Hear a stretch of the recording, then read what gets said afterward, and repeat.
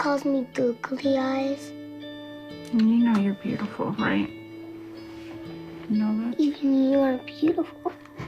I got bullied for wearing glasses. Share if you're against bullying. We put it out there, just took off. 3 million people have shared this post. Don't let bullies get you down. I stand with you. The whole family's wearing glasses. I wear glasses and I'm proud. I even have the army on my team. All the kind comments brought my child joy. I don't feel thank you is enough. That's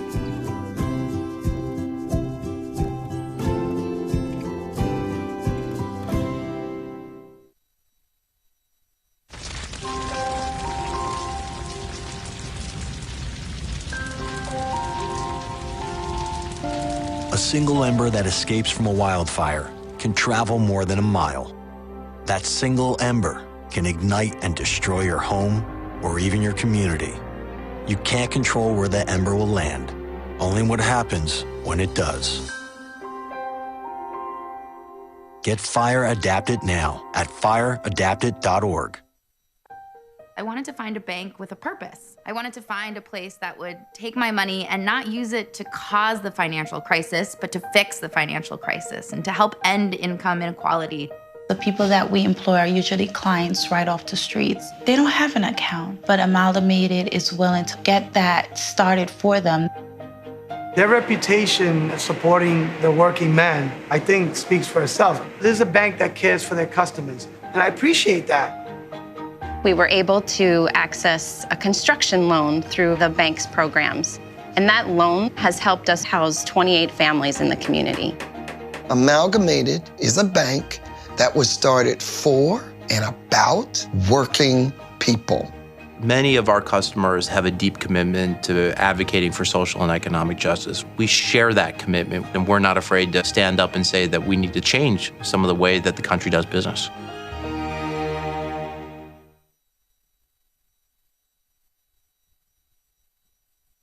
I grew up in the housing projects of Cleveland. I didn't even know that life could be any better than it was. Education for me has been a way to get away from the agony of what was normal life. I want to be able to impact the community, not just look back on where I came from, but to reach back to where I came from and pull some people up with me. My name is David, and I am your dividend.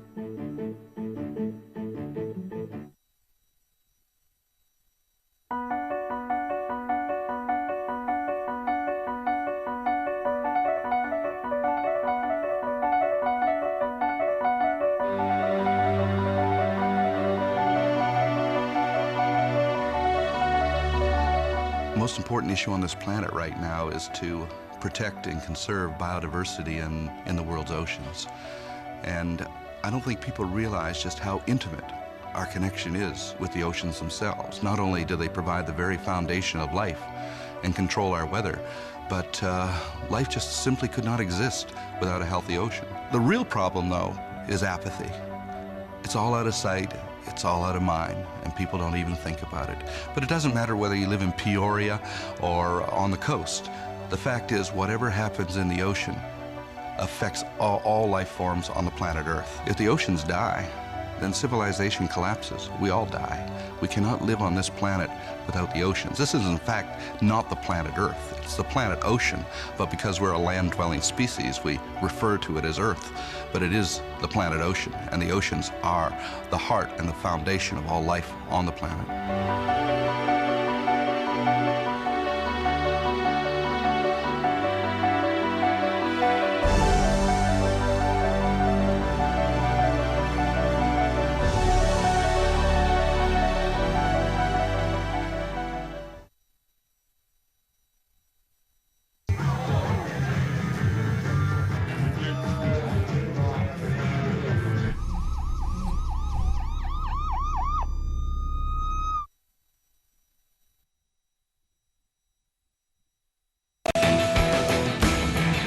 Hey, what do you say, folks? Here we go. Thursday, May 12. Hello, hello. Welcome to the Bill Press Show. Yes, indeed. We are here with you on Free Speech TV, worldwide on a video stream, TawkrTV. Good to see you today. We look forward to hearing from you and your comments on the news of the day. You know what we think. Let's hear what you think about it. 866-55-PRESS. That's our toll-free number. Or you can send us your comments on Twitter at BP Show and on Facebook at facebook.com/Bill Press Show. Good to have you with us today. And today is the big day here in Washington. Don't call it a meeting. It's more than a meeting. It's a showdown. It's a summit. It's a shootout at the headquarters of the Republican National Committee at 9 o'clock Eastern, when Donald Trump sits down with Paul Ryan to iron out their differences. We know Paul Ryan has refused to endorse Donald Trump until he gets some assurances from Trump that he's okay on all the key conservative issues. And Donald Trump basically is saying, hey, I won. The voters like me. I'm in charge. I'm the new head of the Republican Party. You either play along with my playbook, or I don't care. He has actually said he doesn't really need the support of Paul Ryan. My prediction, Paul Ryan will fold and endorse the nominee. By the way, talk about a civil war. There's a little civil war, too, brewing on the Democratic Party, which popped out yesterday at the meeting of the Congressional Progressive Caucus when Florida Congressman Alan Grayson, who is running for the Senate seat down there in Florida against Patrick Murphy, challenged Harry Reid and attacked Harry Reid for endorsing his opponent, Patrick Murphy. And Harry Reid told Alan Grayson, I hope you lose. Woo! Things got testy yesterday in the Congress. We'll talk all about that and a lot more right here on today's Bill Press Show. Good to have you with us. This is the Bill Press Show.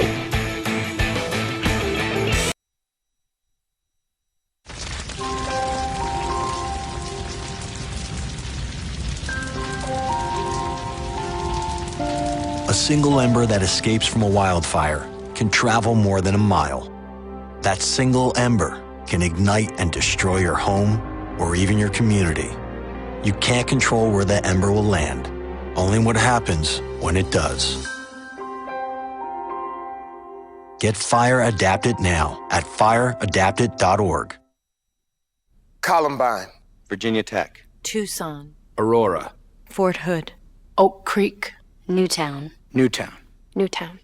Newtown. How many more? How many more? How many more colleges? How many more classrooms? How many more movie theaters? How many more houses of faith? How many more shopping malls? How many more street corners? How many more? How many more?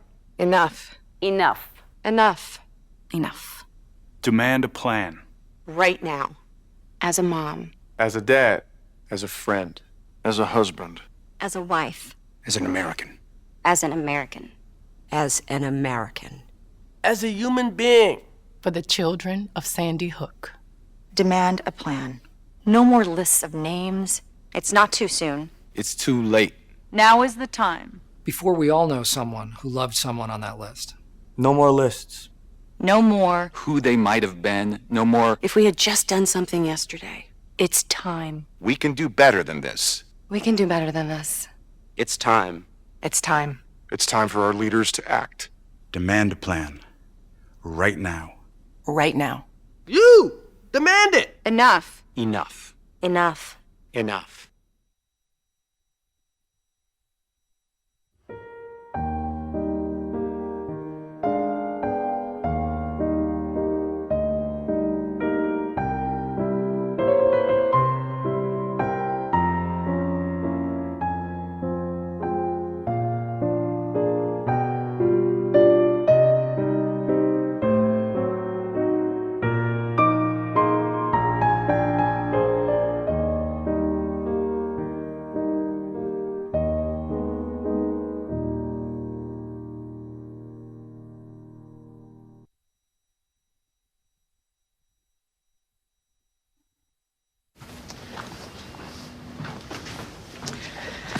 All right.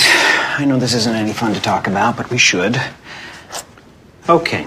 So who's going to do what? I'll pack the dead batteries. Great. I'll only put what I don't need into a duffel bag. Perfect. That's totally unhelpful. No problem. Meanwhile, I will try to comfort everyone by speaking in a calm voice. And I'll try to get the generator going without any gas. Oh, let's not forget the cell phones, which probably won't work. Right. And who is going to handle supplies? I can forget to do a list for us. Thanks, pal. Well, I think we couldn't be any less prepared. I'm proud of you guys. Talk to your kids about who to call, where to meet, what to pack. Visit ready.gov/kids for tips and information.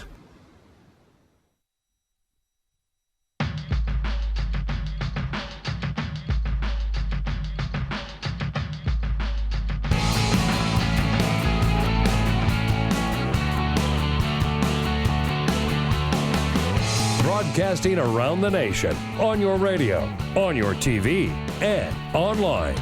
This is The Bill Press Show. Donald Trump ready for the big showdown today with Paul Ryan. Shoot him out at the OK Corral. Hello, everybody.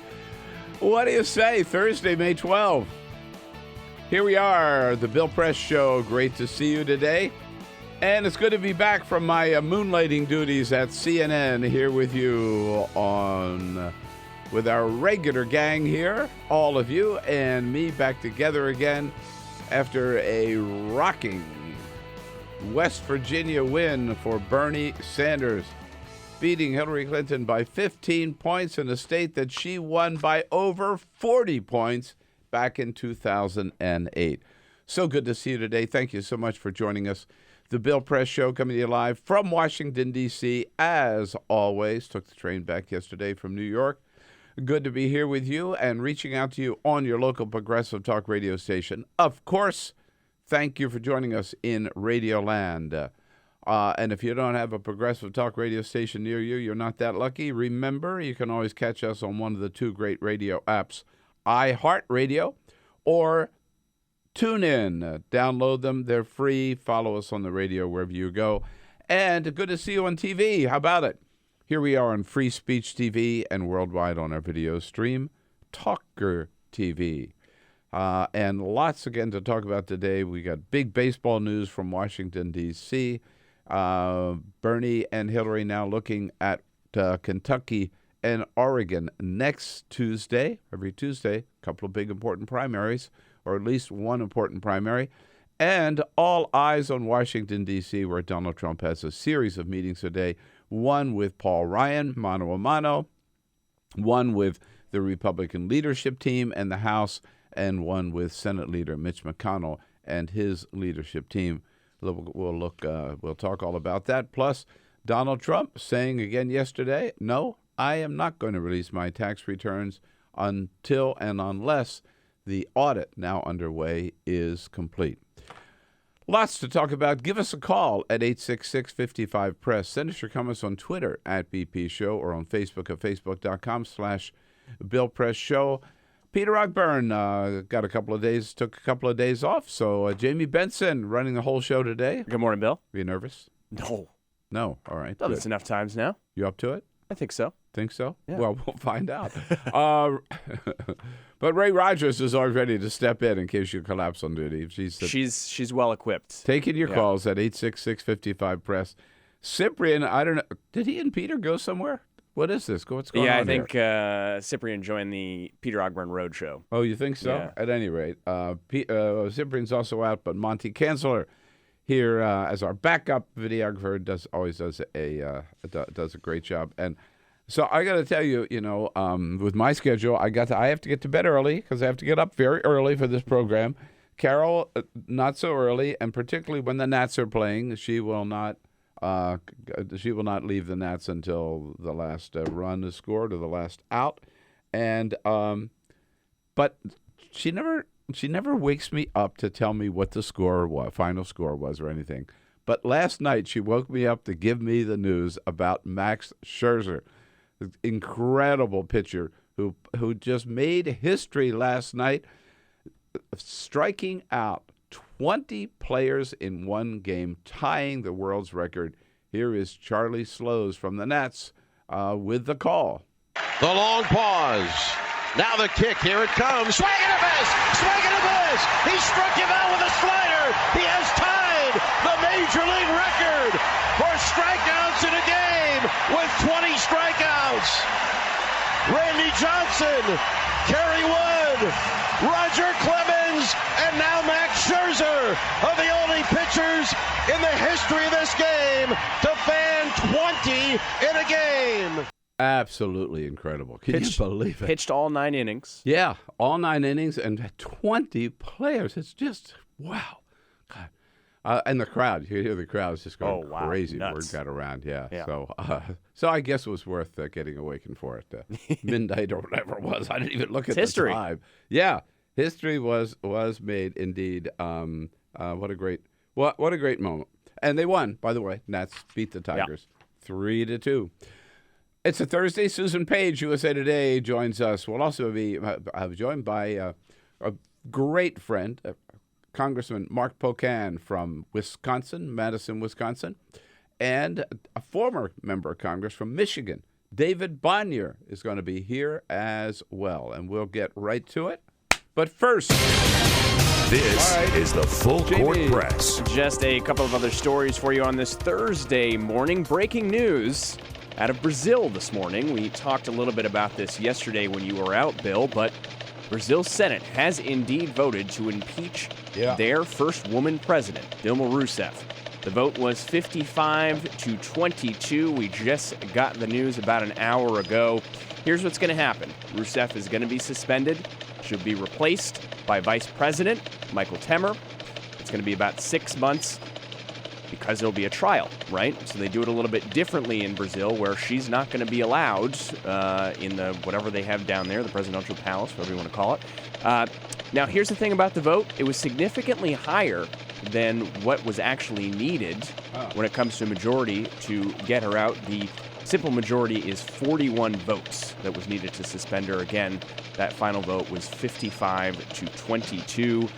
The marathon session in the Brazilian Senate this morning, or last night, I should say, lasted more than 20 hours. Oh, my God. Yeah, wow. Nuts.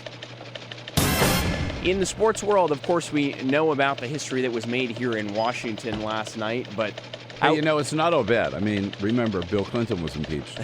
And look at him today. Most popular person on the planet. She can get out of it. He might have a future. She can get out of it. In the sports world, in the Bay Area last night, the Golden State Warriors finished off the Portland Trailblazers 125-121. They will move on to the Western Conference Finals. We'll find out who they play possibly tonight. The Spurs and the Oklahoma City Thunder play tonight. The Thunder have a chance of advancing in their hometown. But Steph Curry just keeps on rolling after that MVP announcement yesterday. Also, the Toronto Raptors beat the Miami Heat 99-91. They lead that series 3-2. One of those two teams will play the Cleveland Cavaliers in the Eastern Conference Finals. I know Peter is not here today, but you should not maybe be calling on the Spurs to lose tonight. No, I think they got some fight in them. I think this will go to 7. I can't call it who's going to win. Okay, I just feel I have to speak up for Peter here. I'll be nice. Okay. And finally, out of Long Island, New York, a lottery winner named Bruce Magistro wins the jackpot, the $1 million jackpot, for the second time in about 4 years. It's absolutely nuts, right? So he's a construction worker. He plays the lottery every single day. The first time he won in 2012, he won just after his wife, Yvonne, had lost a 3-year battle with cancer. Most of the prize money went to paying for her medical bills. On April 11th, he's got a second winning ticket. He's got a new fiance, 3 children. He's going to share the winnings with them. Just absolutely nuts. He's able to do this for the second time in 4 years. Congratulations to Bruce Magistro. I'm going to follow him around and buy the lottery ticket wherever he buys his. Yeah. No. Hopefully he'll buy a Powerball. Not fair that somebody win it more than once when I haven't ever hit the Powerball. Right. Okay. Yes, today is the big day. Call it a showdown. It's not just a meeting. Come on. People are calling it a meeting. This is more than a meeting. Yes. Donald Trump is coming to town, and they're going to be lined up to kiss the ring or other parts of his anatomy at the headquarters of the Republican National Committee. The first meeting at 9 o'clock is with Speaker Paul Ryan, who has so far, of course, refused to endorse Donald Trump. And then he has a meeting with Paul Ryan, and who's bringing in the leadership team, Kevin McCarthy and all the others. And then Trump will be meeting with Mitch McConnell, Senate Majority Leader, and his leadership team. But all eyes, really, the big attention is on the meeting with Paul Ryan. And my question to you, what do you think is going to happen? Who's going to win? 866-55-PRESS. I got to tell you, I don't think there's any doubt about it. Donald Trump is going to win. Donald Trump is in charge. Donald Trump won the primary. He's the boss right now. Like it or not, he is the boss. He is the boss. He is the Republican Party. And Paul Ryan, no matter what he says, is just going to have to go along with it. Paul Ryan yesterday, he held a news conference where he is trying to say what this is all about. First of all, Paul Ryan saying, we got room for a lot of differences of opinion among Republicans. This is a big tent party. There is plenty of room for different policy disputes in this party. We come from different wings of the party. The goal here is to unify the various wings of the party around common principles so we can go forward unified. Oh, yeah. We're the Big Ten party. Doesn't look like a Big Ten party to me, man. They do not tolerate dissent or differences of opinion at all, not even among their members, right? I mean, look what they did to Rand Paul. Look what they did to Ron Paul, his father, just because they happen to be against the war in Iraq. Of course, so is Donald Trump. That's why a lot of them don't like him. And Paul Ryan going on to say, we just have to get to know each other. I don't really know him. I met him once in person in 2012. We had a very good conversation in March on the phone. We just need to get to know each other. And we, as a leadership team, are enjoying the fact that we have a chance to meet with him. Yeah, I mean, as if. Well, it doesn't matter how many times he's met him in person. I've only met Donald Trump in person once, too. But I got to tell you, I know enough about him to know he is unqualified to be president of the United States. So does Paul Ryan. I think that's why he's hesitating. But the craziest thing that Paul Ryan said yesterday is that this is nothing. He tries to pretend. Now, wait a minute. Let's remember the context here, okay? Donald Trump beat out 16 other candidates. Donald Trump won the Republican nomination. Paul Ryan is the Speaker of the House of Representatives.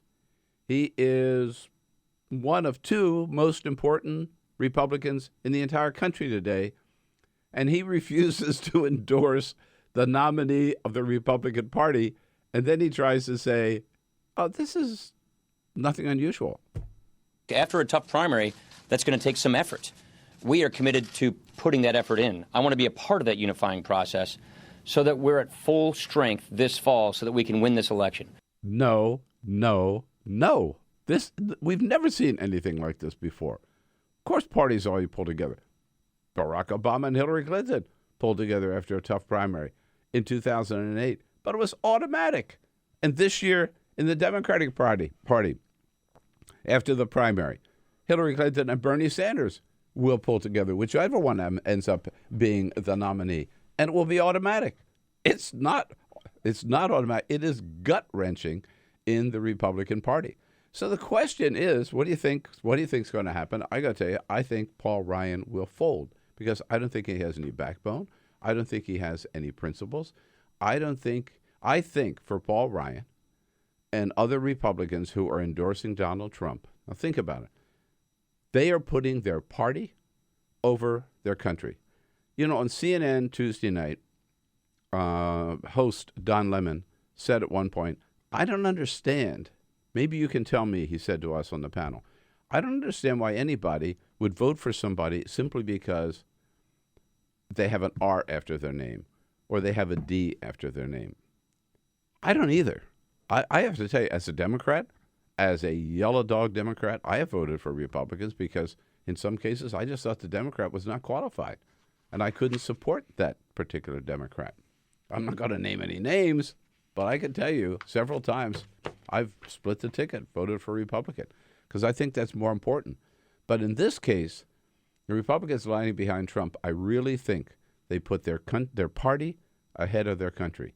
I mean, think about it. How can Paul Ryan or anybody else who really believes in the United States of America, who believes in what the Constitution says, how can they, who believes also, has any faith in the power of the presidency, think about it, or any respect, any concern maybe for the respect and the reputation of the United States around the world, or actually any belief in what the Republican Party stands for, how could that person, Paul Ryan or any Republican, stand up and say they're going to support Donald Trump, who is woefully ignorant about the issues, who is an outright racist, who is a hothead, right?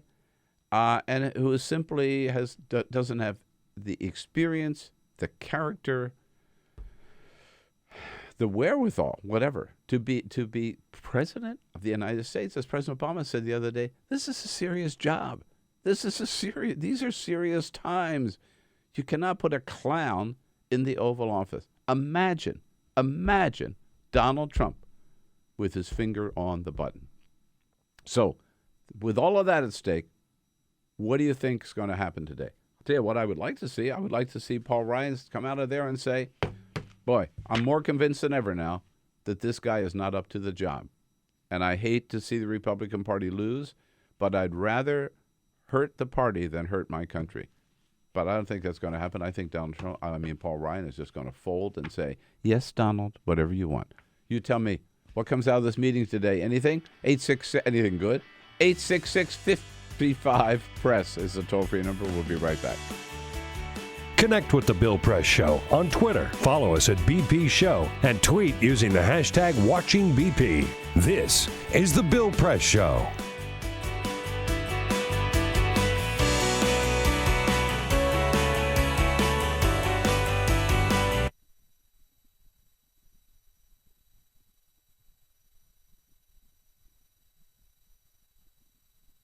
On opening body bags after Typhoon Haiyan. I can only imagine it like unearthing a scab. Zipper breaks open one by one. Mothers trying to dig through themselves an umbilical cord to lend life to a limp ghost. There is not enough relief here to hide the scent of what this child used to be. The coconut trees are not high enough to see over the inside out that was made here. Bags do not have the honor of being called burial plots. Churches ain't supposed to be mausoleums. Tacloban was morphed into ground zero. And I watch this while it snows in Madison, Wisconsin, a place where it's easier to live as a rodent than it is to be a colored person. This place drowns my people in a different way. I inhabit both places like Jigsaw corpse trying to find itself whole. These brown boys in Tacloban aren't my cousins, but I want to carry them to safety. These brown girls in Tacloban aren't my daughters, but I want to tell them they're still growing after this choking, but I'm still an ocean away, a language farther from root, a skin tone lighter than the sand, born there, raised here, home nowhere. To watch this storm is a sorry excuse for mourning. It is to need the sun desperately. It is to realize that your body is in one country while your grief is in another. To look at your house, walk to a river, and come back to no house is to be Filipino. To look at your motherland hurting from a TV screen is to be Filipino-American. To watch my islands through the blue eyes of Anderson Cooper is the most American I have ever felt, but I still cry for them. And I still pray for them because God tried to make them Atlantis before they were ready to be a myth just yet, because rebuilding is the Filipinos' most intrinsic muscle memory, but most painful trauma, because relief is just a word whose Tagalog translation I don't even know, because this poem is all I can give for my country bleeding in salt water. Hail Mary, full of grace. The Lord keeps trying to drown us. Hallowed be thy bodies. Thy kingdom come down in waves and winds on earth as it is destroyed. Take us this day our daily rations and forgive those who have tried to kill us as we forgive those who have tried to kill us. Holy Mary, Mother of God, pray for us whose skin has always meant sin now and at the hour of our death. Amen.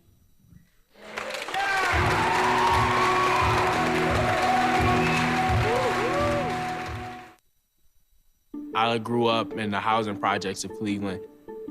I didn't even know that life could be any better than it was. Education for me has been a way to get away from the agony of what was normal life. I want to be able to impact the community, not just look back on where I came from, but to reach back to where I came from and pull some people up with me. My name is David, and I am your dividend.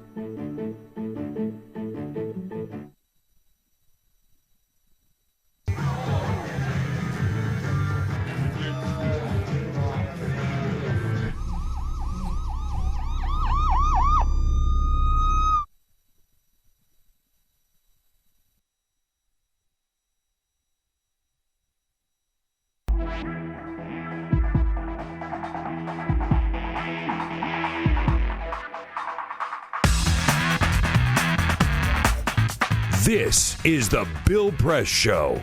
26 minutes after the hour now, talking about the big showdown today in Washington, D.C. Paul Ryan and Donald Trump.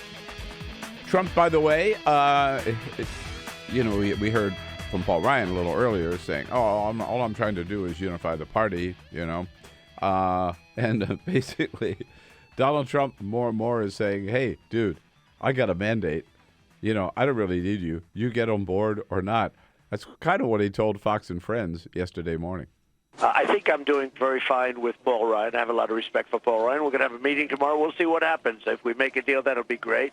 And if we don't, we will trudge forward like I've been doing and winning, all the time. If we make a deal, that'll be great. If we don't, we'll just move forward.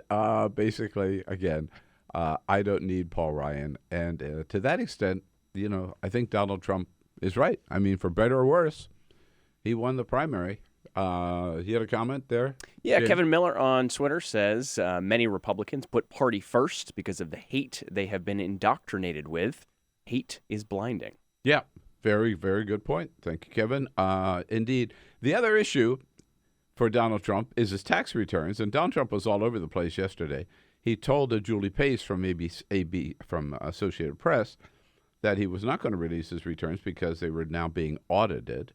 And last night on Greta on Fox, he said, well, I probably will as soon as we get the audit over, so they're probably going to release them.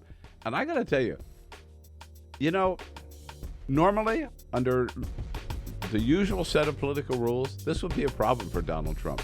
Mitt Romney attacked him for not releasing his returns yesterday. But as we've learned, I hope by now, with Donald Trump, we're playing under a whole new set of rules. I think he ought to release them, but he can probably get away with not doing so. If anybody can, Donald Trump can. This is the Bill Press Show.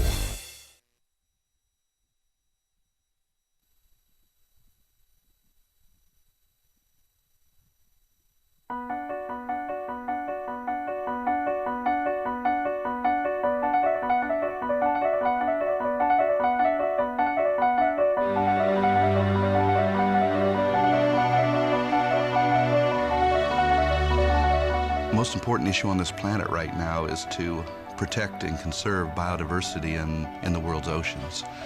And I don't think people realize just how intimate our connection is with the oceans themselves. Not only do they provide the very foundation of life and control our weather, but life just simply could not exist without a healthy ocean. The real problem, though, is apathy.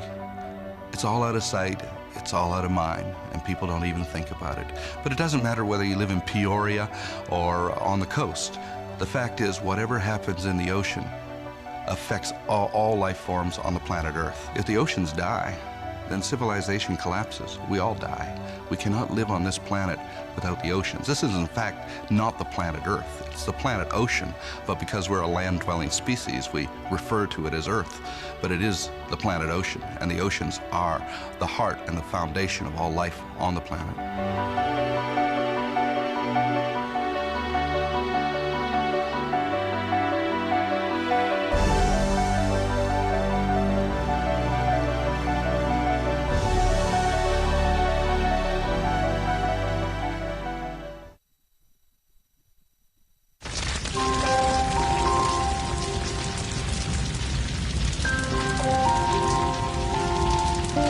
A single ember that escapes from a wildfire can travel more than a mile. That single ember can ignite and destroy your home or even your community. You can't control where the ember will land, only what happens when it does. Get Fire Adapted now at fireadapted.org. Columbine, Virginia Tech, Tucson, Aurora, Fort Hood, Oak Creek, Newtown. Newtown, Newtown. Newtown. How many more? How many more? How many more colleges? How many more classrooms? How many more movie theaters?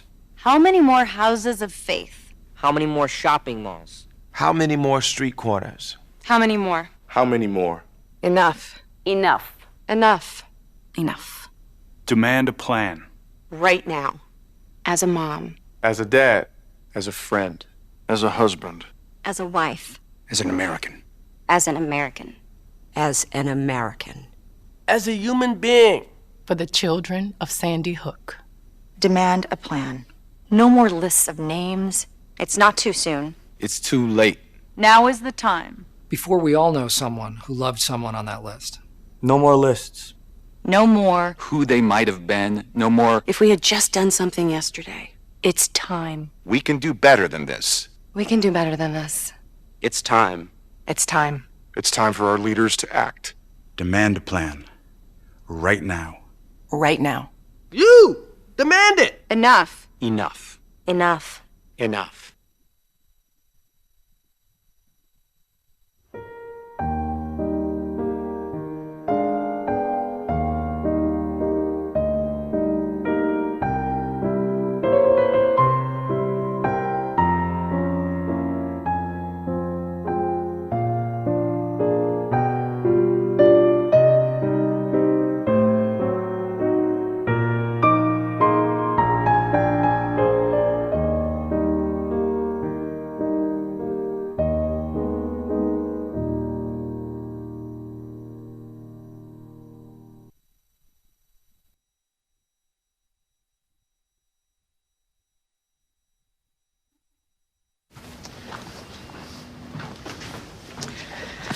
All right.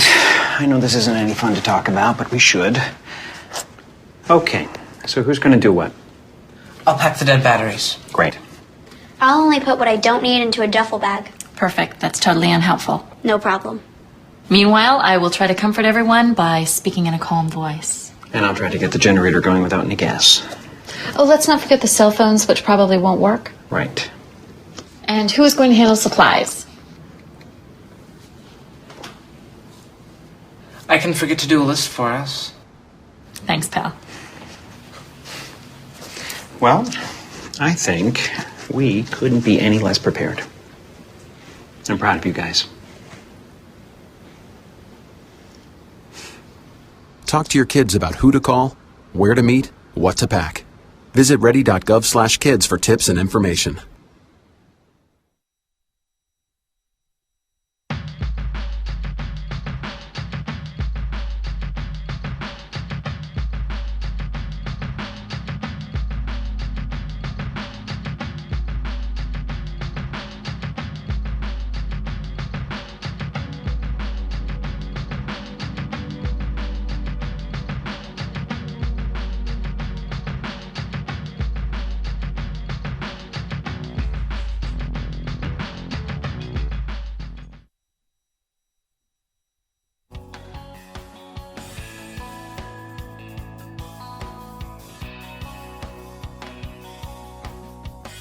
Hey, here we are at 34 minutes after the hour now, back with you here on the Bill Press Show. And again, back from my little moonlighting job on CNN, joining Don Lemon Tuesday night after the West Virginia primary. We'll talk about that in just a couple of minutes here.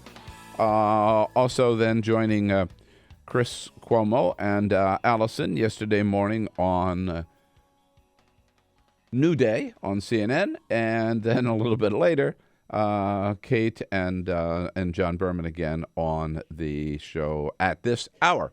And back here and back with all of you. Yes, indeed. The big question, by the way, on CNN with me yesterday was Julie Pace, my friend from the White House briefings with Associated Press, who had just come from her interview with Donald Trump the day before, where Donald Trump told her on the tax returns that he wasn't sure he was going to release them because they were being audited, and his attorneys had told him, you can't release these while they're still being audited. He changed his mind a little bit later in the day, yesterday, when he went on with Greta Van Susteren. I'm under audit. No lawyer would say release it when you're under audit. And these are very simple audits. I agree. I'm a lawyer. I wouldn't have someone, but I agree. No, if you represented me and I'm under audit and it's a routine I'd tell you audit, not to release. you would I say agree. not release. If I were your lawyer. So the answer is I'll release. Hopefully before the election I'll release. And I'd like to release. Now, so, that's the thing about Donald Trump these days. If you don't like where he stands on any given issue, wait 5 minutes, 10 minutes. He'll change his mind. That's what happened. On the minimum wage, it wasn't so long ago, he said, we should just do away with the minimum wage, right? Leave it up to businesses to pay whatever they want to pay or how little they want to pay. It's up to them. There should be no minimum wage. Now, he's turned around and he says, well, I just don't understand how anybody could live on $7.25 an hour, which is true.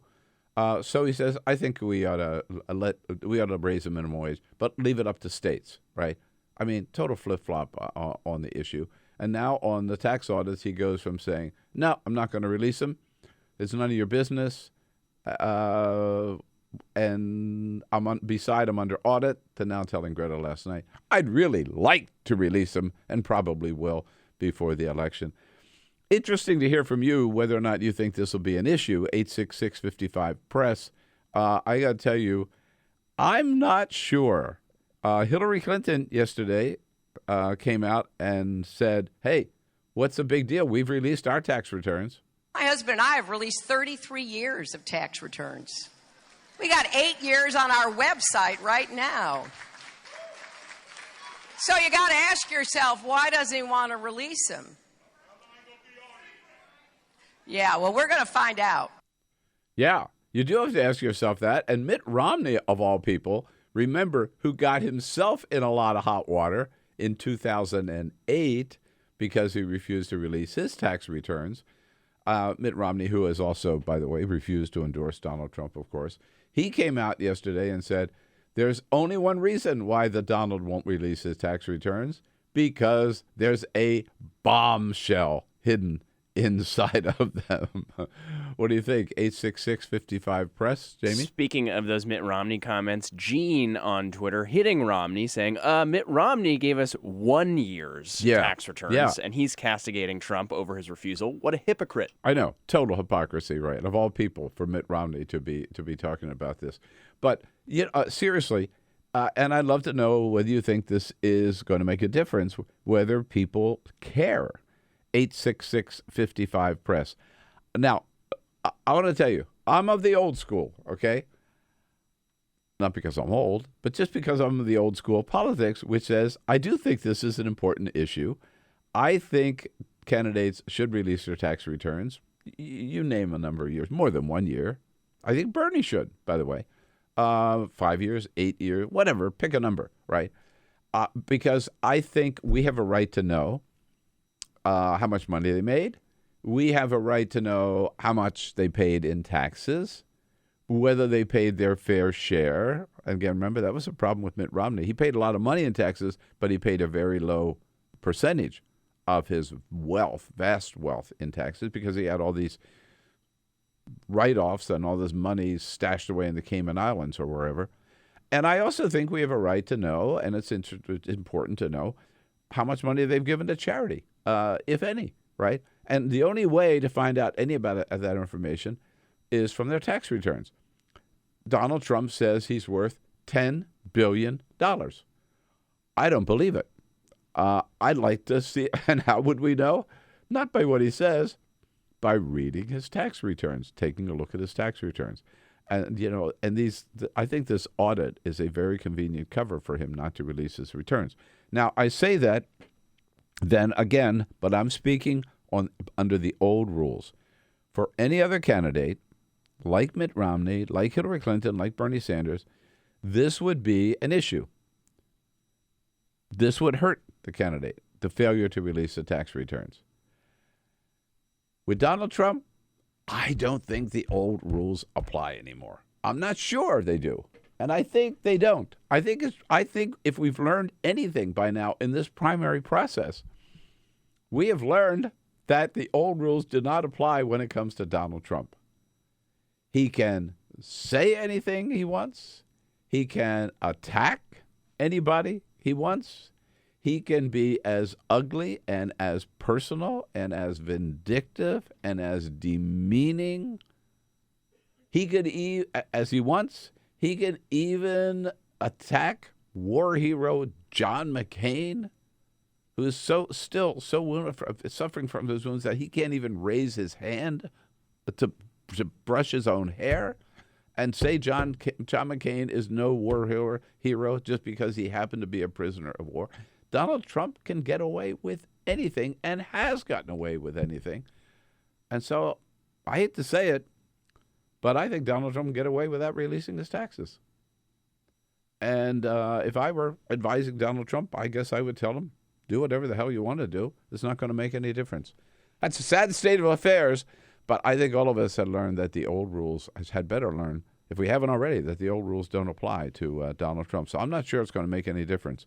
But you're going to hear a lot about it. Let's jump out to Springfield, Illinois, capital, the great state of Illinois. Hello, Thomas. What do you think? Hey, Bill. Hi. If Hillary has no problem releasing 33 years of taxes, why is she dragging her feet releasing the transcripts from the Goldman Sachs speech? You know what? That's a very good question, Thomas. And in fact, I asked that same question on CNN yesterday morning. That's why I'm laughing. That I think I think you could link the two. And my comment to Julie Pace on CNN yesterday morning was that I thought Trump's best response to this question would have been, "I'll make a deal. I'll release my tax returns when Hillary releases the transcripts of her Goldman Sachs speeches." So you and I are on the same wavelength on that one, Thomas. I appreciate the call. Again, we'll see how this plays out. But on the issue of tax returns, normally a big issue for any candidate, I think Donald Trump can do whatever the hell he wants, and it won't make any difference. We'll find out what Susan Page thinks about that and a whole lot more. Susan Page, USA Today, Washington Bureau Chief, standing by. We'll be right back. Your place to talk about the 2016 election. This is the Bill Press Show.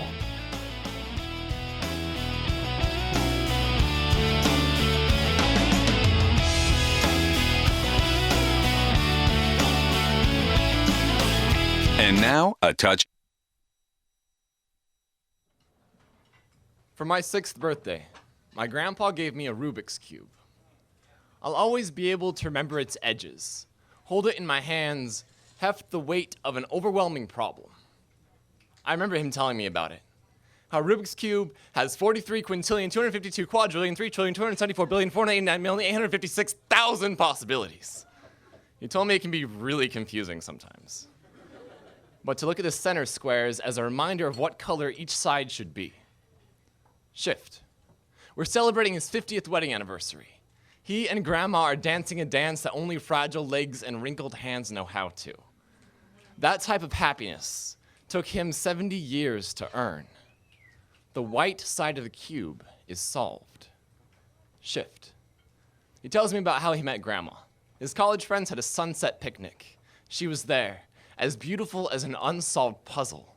She was a red-headed scramble on an orange tile sky. Shift. The walls of the hospital are blue. The nurses explained that his memories had become jumbled. Strangers in family portraits, pictures with mismatched faces. Alzheimer's has made his mind into a Rubik's Cube. Shift. He's a highway patrolman. His car is white. No, it's blue. He worked there for 30 years. Some nights he still does. Time is a complicated algorithm. Shift. The pills he holds are yellow and red and green. The weight of their color causes his hand to drop.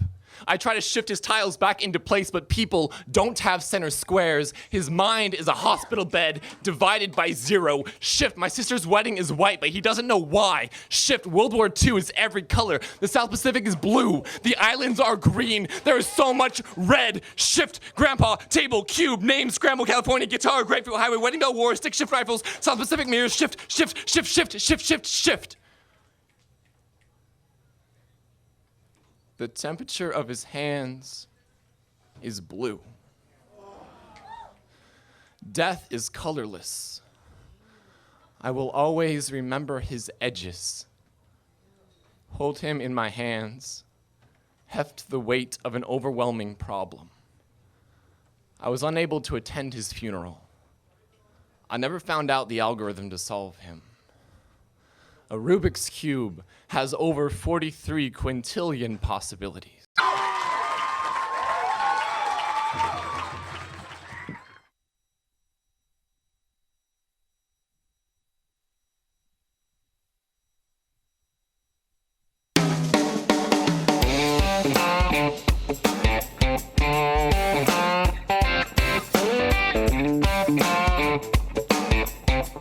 On your radio, on TV, and online.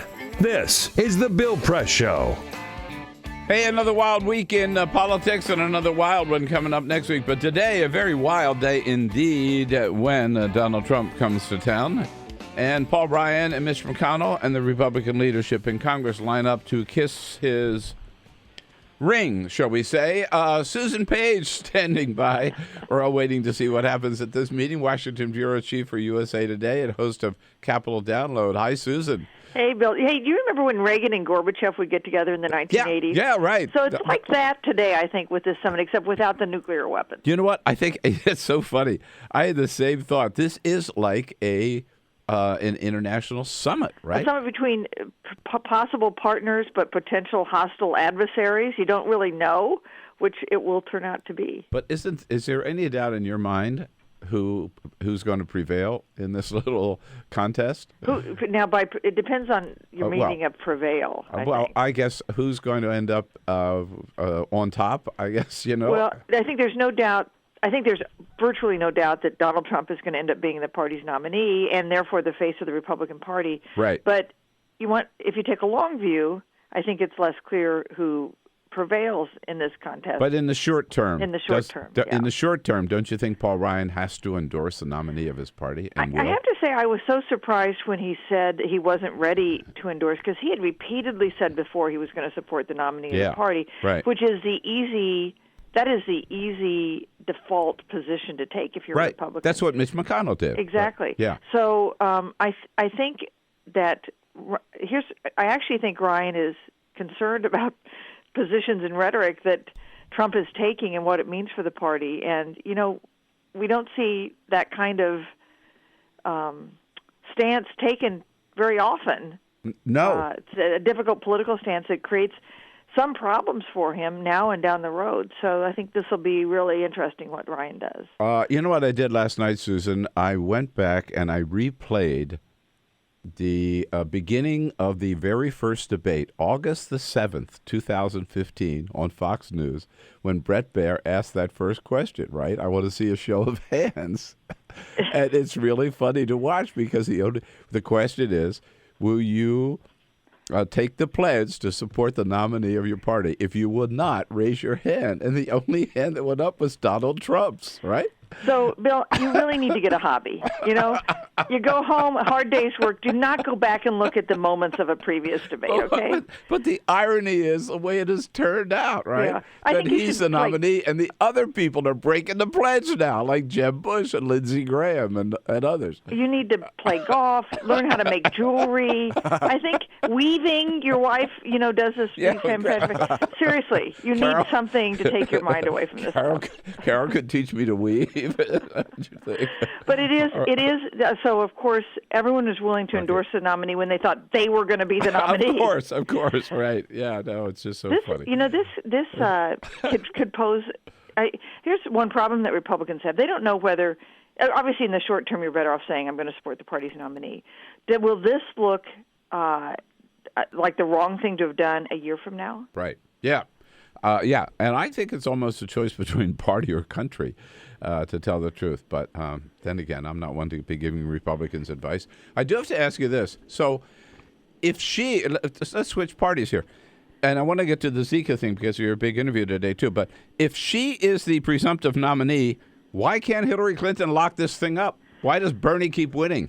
So it's very hard for Hillary Clinton to say, "Why won't he get out of the race? He keeps winning primaries." Yeah, exactly. No. So it's a very odd situation, and it's not. I think this isn't good for her to keep losing these primaries, even though it doesn't actually threaten her nomination. On the other hand, it does delay the kind of head-to-head with Donald Trump, and I wonder if that might be helpful because that's going to be tough. We know from the experience of the 16 previous Republican presidential nominees that it is hard to be head-to-head with Donald Trump. Well, it is, sure. But, you know, again, you're not just going to hand it to her, right? She's got to win it. Yeah, and you mean the nomination? The nomination. Oh, yeah. Yeah. And Bernie's going to win Oregon. I think that's pretty clear. Yeah. I'm stunned that Kentucky looks like it could be in play, too. Yeah, well, she's advertising in Kentucky, so that must mean they think there's a chance of winning there. But they have done their best to kind of ignore these contests that they're likely to lose to try to give as little attention as possible. I know, but you know exactly. You know, but people do notice when Bernie wins Indiana. They do notice when he wins West Virginia by 15 points, a state that she won by over 40 points, as you know, in 2008. Well, but it all depends on who you're running against. I'll tell you the most alarming thing out of West Virginia was not the amount he won by, but the fact that 40%, or 38%, I guess, of Sanders voters said they would vote for Trump. Right. In November. Yeah. Now, West Virginia is a particular state, but that's going to be reflected in some voters elsewhere, too. I know. And, you know, West Virginia voters, exactly. It could be Pennsylvania voters, Ohio voters, who knows. So, Zika, should we be worried about it? You talked to Anthony Fauci. The nation's top doctor on infectious diseases. He expressed he thinks this is a controllable thing. He's not trying to be alarmist about that, but he says it's beginning to be a problem that Congress has refused to approve money to fight the Zika virus. You know, the administration put in a request, an emergency request, in February. I thought Congress had acted. They have not? They have not acted. Oh, God. What they've done, what the government has done is they've taken Ebola money and spent it on Zika, but they're running out of funds to do this. And we're coming into the season where it could be a problem because it's going to get hotter across the South, especially along the Gulf Coast. Right. Gulf Coast. We're going to have a mosquito season. So he's saying we're at the point where it's going to start to create real health care problems if they don't get some money appropriated to spend against it. And these disease-carrying mosquitoes have been seen in the United States, right? They're not limited to Brazil or someplace. There haven't been local transmission like that. There are about 500 cases of people who traveled abroad and came back. But he says it's a matter not of if, but when we have local transmission of the Zika virus. Wow. No, that's pretty scary. And, now what's Congress's excuse for not acting on that? Well, some Republicans accuse the administration of creating a slush fund with this Zika virus money. And plus, what gets through in Congress? Not very much. So this is just one more thing that's been stalled. One would think that this is one thing they could agree on, right? You know, Zika virus is probably a bipartisan concern. I would think so. You know, it's probably going to take some people starting to die of it before they act, sadly enough, if I'm telling you.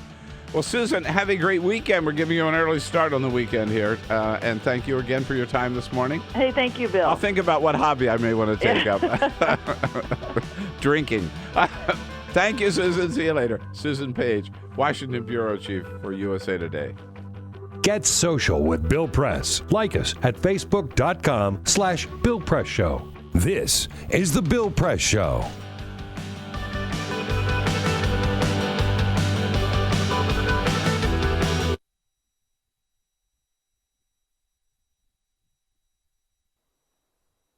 Every day when I was 5, my older sister would play teacher.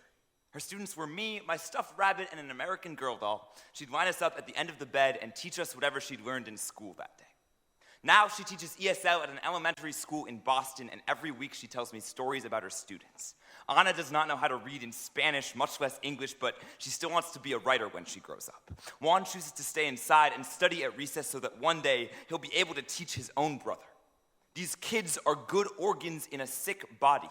In 2001, No Child Left Behind gutted bilingual education. Students who have been in the country for 1 year are now expected to perform at grade level on standardized English tests. My sister is not allowed to instruct them in Spanish. If the kids don't jump high enough, the school loses money. Improving a school by picking its pockets is like tuning a guitar by ripping off the strings. Learning to read in a new language before you can even read in your own is like learning to walk while a pit bull is chasing you. Like learning to sing with the conductor's fist down your throat. This year for my sister's birthday, I got books for her students. A poem on one page in Spanish, the next in English. She is not allowed to help them read the first. Their heritage is a banned book. Learning to read in a new language when you can't even read in your own is like trying to heal a burn victim by drowning them. We are telling these children who have spent their whole lives in the deep end that they'll learn how to swim if they just float out a little farther. In the 1980s, American slaughterhouses began building corrals in curves so no animals could see the blood at the end of the tracks. This is how we kept them moving forward. In 2001, we began building the hallways of our schools in curves. This is how we keep them moving forward. You never learn, you fail the test. You never learn, you fail the test. You never learn, you drop out. I know I am lucky enough to be one of the winners of this game. I was handed a head start and a rule book in my own tongue, but the winners of a rigged game should not get to write the rules. On the television, some senator preaches that throwing money at an urban school is like feeding caviar to your dog. They just won't know how to appreciate it. After all, if these parents can't take care of their own children, why should we? Well, tell that to Anna, who has my sister translate newsletters aloud to her father because he too was never taught how to read. Tell that to Juan, whose mother and baby brother are still in Guatemala, whose father works 3 jobs. My sister tells me school is the most stable place in these kids' lives. She has been a teacher since she was smaller than they are. But since when does being a teacher mean having to swear not to help? Since when does being a teacher mean having your hands tied while the schoolhouse burns to the ground? We are leading these children along a track built in circles as their lungs fill with smoke, telling them it is their fault. They can't find a way out. Dylan Garrity from Slam MN. Bill Press Show. Claire Ferran from The Atlantic joins us at the top of the next hour here in studio. Now, a quick note about a very disgusting piece of news about the most disgusting man on the planet, as far as I'm concerned, certainly one of, and that is George Zimmerman. Yes, the man who killed unarmed teenager Trayvon Martin back in 2012. George Zimmerman has put the gun that he used to shoot and kill Trayvon Martin up for auction. Opening bids start at $5,000. George Zimmerman says, it's my gun. I can do whatever the hell I want with it. He says, quote, this is a piece of American history. What a total scumbag. He ought to be rotting in prison for the rest of his life. This is the Bill Press Show.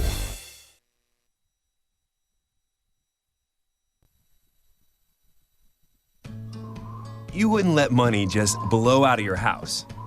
So when your AC or heater is on, make sure the doors, windows, and fireplace flue are shut tight. If you're headed out, turn down the AC or lower the heat by 10 degrees. And always keep your water heater set at 120. A little bit of common sense goes a long way. Get more great tips at energysaver.gov. So, I'm kind of new here, but I've noticed a trend. My human does this funny thing where she goes around and gets all my toys, and then she hides them in that basket by the door. But it's always the same basket, and it's always in the same place. And then she acts so surprised when I find them, but, she's putting them in the same basket. Again. It's like, hello? That's where you put it last time. You were the worst at hide and go seek.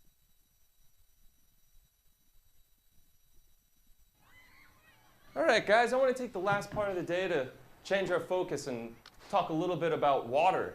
There's rivers, there's lakes, there's huge oceans. You get thirsty, you just go and you get some water, right? We rely on rain for our water. We even rely on snow. But what if it doesn't rain? What if it doesn't snow? We have to get the word out about water conservation. I want you to tell your parents, your friends, your neighbors, how important it is to save water. It's up to you guys to save the planet. All right?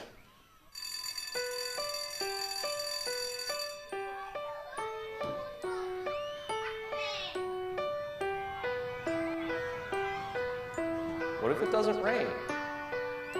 What if it doesn't snow? We have to get the word out about water conservation. It's up to you guys to save the planet.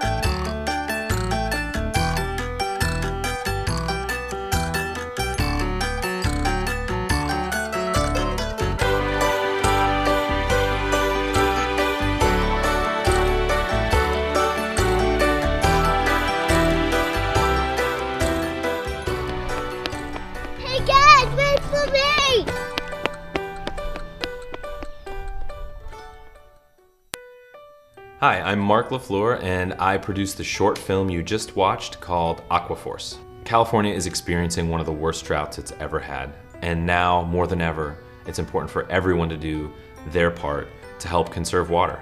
The reason I made this film is because I wanted to make something fun and informative that would get people talking about the California drought.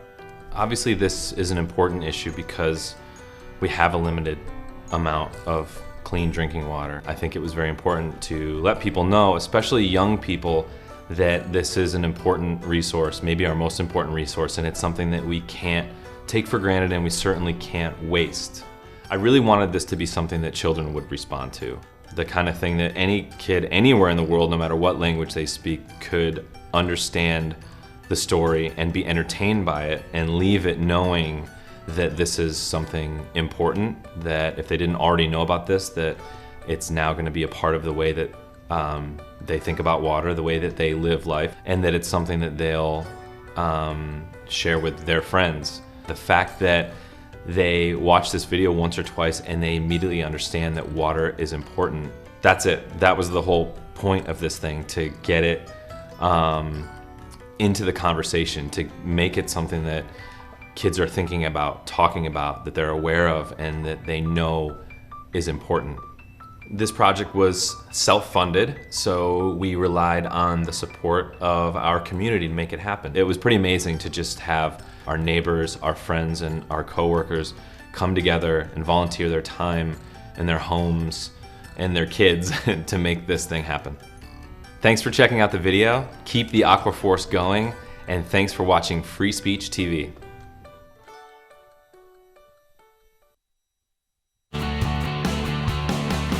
Broadcasting around the nation, on your radio, on your TV, and online. This is The Bill Press Show. Coming to you from Washington, D.C., the site of the big showdown today between Donald Trump and Paul Ryan. Who do you think is going to come out on top? I don't think there's any doubt. Hello, everybody. What do you say? Good to see you today. It is the Bill Press Show on this Thursday, May 12. So good to see you today, and good to be back with you from my little moonlighting on CNN yesterday and Tuesday night for the West Virginia primary. We're back together again to talk about that. To talk about the big meeting today it's more than a meeting. It's a summit between Paul Ryan and Donald Trump, and then Donald Trump and Mitch McConnell, and Donald Trump and the entire Republican House leadership. 3 big meetings at the headquarters of the Republican National Committee. They're not meeting exactly on neutral ground, but they're also not meeting in the United States Capitol. First of all, because it's politics and not legislative business, but also because they want to avoid as much as they can the scrum of reporters who are going to be standing outside to see what happens. Maybe it'll be like when they elect a new pope, to see if there's white smoke that comes out of the RNC chimney, indicating that the peace between Paul Ryan and Donald Trump, or black smoke indicates that Paul Ryan's going to continue not to endorse Donald Trump. We'll see what happens. We'll talk about that and a whole lot more here on today's program, and look forward to hearing from you and having you join the conversation. You know how to do it. Give us a call at 866-55-PRESS. Send us your comments on Twitter at BP Show, and on Facebook at facebook.com/Bill Press Show. Here in Washington, Peter Ogburn has got the day off. That means Jamie Benson has double duty today. I think he's up for it. Hello, Jamie. Good morning, Bill. Yes, indeed. Ray Rogers is going to, she's the one you talk to when you call in. She's ready for your calls at 866-55-PRESS. And Cyprian Bolding also out today, so Monty Kanzler is here as our videographer. And we are very pleased to welcome a new guest to the first-time guest, I should say, maybe, to the Bill Press Show. Claire Ferran covers 2016 as associate editor at The Atlantic, joining us in studio. Hi, Claire. Good to see you. Thanks for having me. Thanks for coming in here. all the way across town.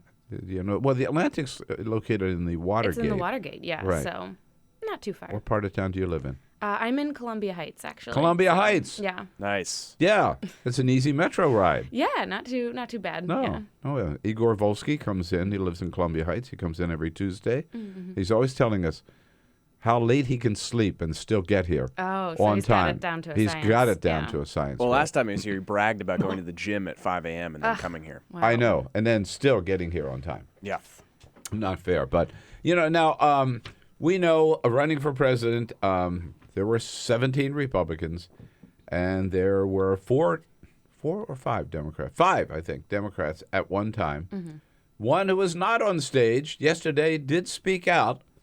Vice President Joe Biden. We know why he ended up not running.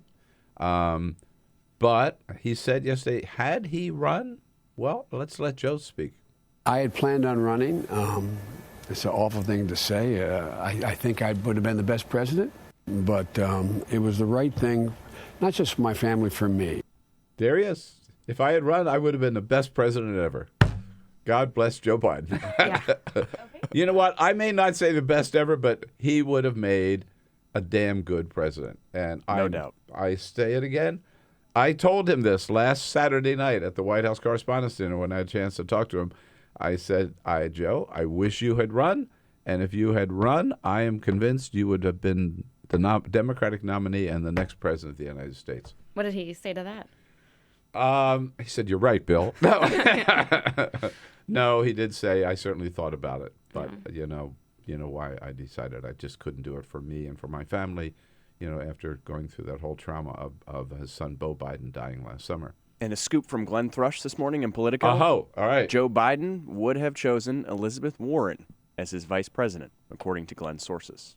Is that what he says? That's Glenn's sources. Glenn's sources. Okay. Correct. All right. We'll follow that scoop with another scoop.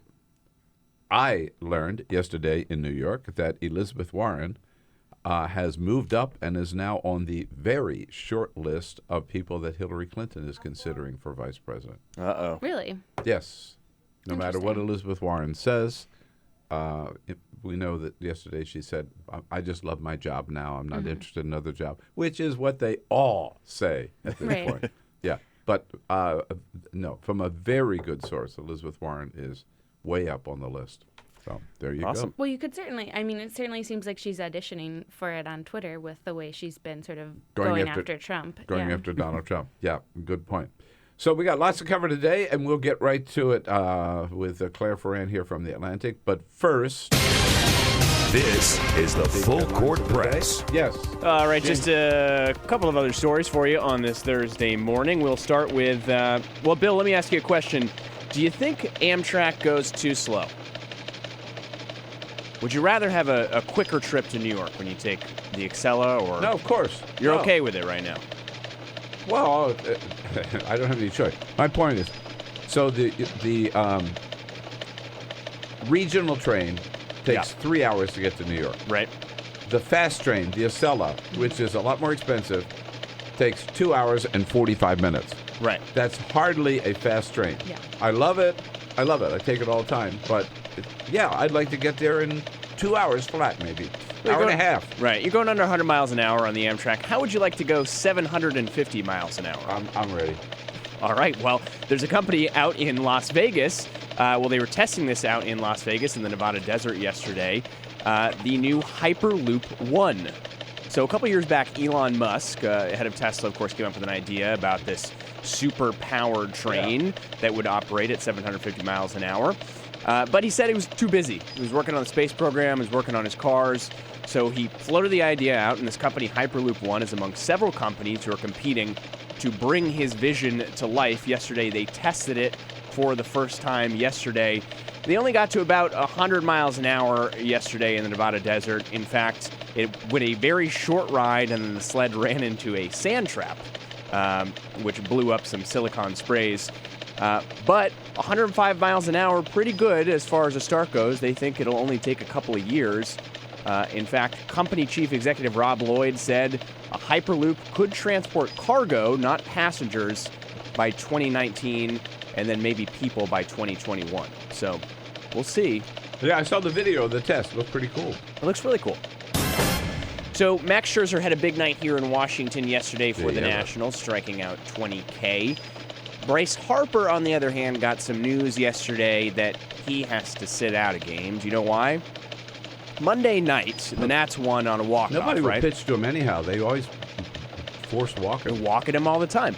Monday night, the Nats did one on a walk-off, but in the third inning, Bryce Harper was very upset with the umpire. He did not like the strike call that he was received. He struck out. After the Nats won, Harper with his teammates, jumped on, I forget who it was that hit the home run, and Harper looked at the ump and mouthed F you, okay? No. And this is out of character for Bryce Harper, a Mormon, and also one of probably the most high-profile player in baseball. Bryce Harper will serve a one-game suspension handed down by Major League Baseball for his actions, saying that Major League Baseball saying that it's just was rude, basically. So. And finally, Italy becomes the last Western country to legally recognize gay couples. Italy's parliament approved same-sex civil unions, also giving some rights to unmarried heterosexual couples. Prime Minister Matteo Renzi had been working on this for a couple of years, the 41-year-old prime minister, and gay rights groups gathering outside after the announcement was made saying, quote, "This is just the beginning." So very good. Congrats to Italy for finally coming around. Congratulations to Italy coming around. That doesn't mean they'll be. They still won't be allowed to get married at the Vatican, however. No. So the Pope didn't go along with that. Yes, indeed. So, Claire, a story of yours caught our attention. And again, I just came back from helping cover the West Virginia primary on CNN. And the headline on your story is, "Why can't Hillary Clinton lock up the nomination?" She is the presumptive nominee. Everybody's talking about Hillary versus Donald Trump. Few people are talking about Bernie Sanders versus Donald Trump. But the fact is, you turn around Indiana, Bernie Sanders wins. You turn around West Virginia, Bernie Sanders wins by 15 points in West Virginia, a state that Hillary Clinton won by over 40 points in 2008. Oregon, looking ahead, everybody is saying Bernie Sanders is going to run. Hillary Clinton is not even competing in Oregon. And now Kentucky is in play, and Hillary Clinton, who had not planned to do any advertising in Kentucky, suddenly turned around, and now they're running ads in Kentucky. So Bernie then spent more money in Kentucky. So what is the end? Why can't she lock it up? Well, I think it's, as you said, we have this funny situation now where on the one hand, you've had a Republican race that has certainly been more divisive, I would say, than the Democratic race. But on the surface, you have, Donald Trump has now actually locked up the nomination in the sense that he's the last man standing. And on the Democratic side, you still have these two competitors kind of duking it out. And I think that to some extent that actually gives a misleading impression, perhaps, because if you were just to say, oh, well, she hasn't actually locked it up. But when you look at the numbers, the Democratic side really is more unified, I think, than the Republican side. And when you look at voters on the Democratic side, you have Democratic voters much more likely to say they think this has been an energizing race as opposed to divisive. Compared to the Republican side, you have vast majority of Bernie supporters that in polls say that they would vote for Clinton over Trump. So I think you got to keep that all kind of in mind when sort of discussing it. I think that it's... No, there's no doubt. The Democratic Party, the differences between them on policy difference are pale compared to the differences on the Republican side. There's no doubt the party will be easily united once the primary is over. But still, she lost Indiana after everybody said it's all but over. Yeah. Right. That all but impossible for Bernie to win. When there are contests, he's still winning. Now, doesn't that say something about Hillary, or does it? Does it make some of her supporters nervous? I definitely think it makes her supporters nervous, and I think that the campaign has got to be very frustrated by it as well, because as you pointed out, they started buying up airtime in Kentucky, and that was after it looked like they were maybe going to pause and not spend more money. And I think that's a key sign, too, is that the question is, what does this actually cost Hillary Clinton at this point? And when you see the campaign spending money on ads, I mean, that's a very real, the more money that they have to pour into the primary now, the less, money that they're going to have for the general. And of course, they have plenty of money, but that's a real cost. And I think my answer to that is cry me a river. I mean, and that would be Bernie Sanders' answer as well. Yeah, I mean, it's a primary. Why should he just get out of the way? Because she doesn't like to have to spend this money in Kentucky. And basically, he said that yesterday to Andrea Mitchell on MSNBC. Andrea is, by the way, I love her to death, but she is always asking this question about Why doesn't Bernie get out of the way? She's always negative about Bernie, and she tried to get reflected that yesterday, I think, in this question. The opposition to her, the negatives against her have been built up by Donald Trump just hammering away at her. Up until now, at least, he has not been going after you as much. She's fighting two big candidates, and you're fighting one. Really? Oh, really? Andrea, in every state that we have won, in 19 states, we have had to take on the entire Democratic establishment. We've had to take on senators and governors and mayors and members of Congress. That's what we have taken on. So please do not moan to me about Hillary Clinton's problems. Right. I mean, he's right. He's as long as he can keep winning. The winning. party establishment in everything. Look at Minnesota. Yeah. He wins Minnesota, and Al Franken and A.B. Klobuchar, the two senators, are supporting Hillary and just say, we don't care what the people have been. In every state. Yeah. In Delaware, the governor and the senators, all for Hillary Clinton. In every state, the elected officials have been against Bernie, and he keeps winning.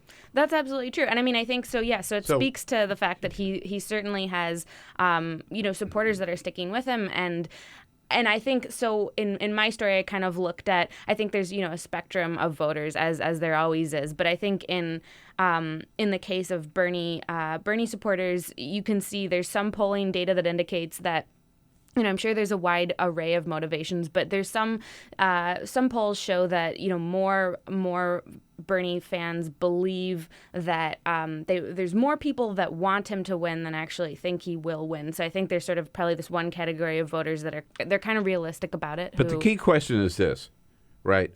When let's say Bernie wins Oregon, Kentucky, the Dakotas, Montana, we get the others that are coming up, right? And then then we get to and we're at California. To California, yeah. Okay, I don't know whether you know. I was Democratic State Chair of California at one time. I know California, right? I know California. Bernie could win California. Yeah. Bernie wins California with 546 delegates. Now, some of those are super delegates. Doesn't there get a point? I'm going to raise this question. We'll take a break, and you can answer on the other side. Doesn't it come to a point where some of the superdelegates are going to say, Jesus, this guy is really pretty strong. We've got a lot of support. Maybe he's a better candidate against Donald Trump than Hillary Clinton. Does it get to that point? Claire Ferrand is with us from the Atlantic. You think about that, too, and give us a call at 866-55-PRESS. Follow us on Twitter at BP Show. This is The Bill Press Show.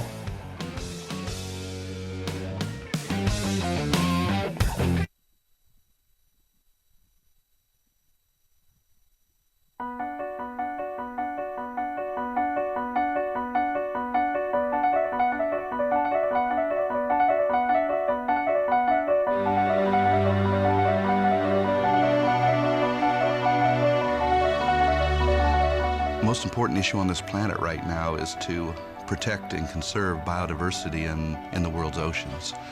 And I don't think people realize just how intimate our connection is with the oceans themselves. Not only do they provide the very foundation of life and control our weather, but life just simply could not exist without a healthy ocean. The real problem, though, is apathy. It's all out of sight. It's all out of mind, and people don't even think about it.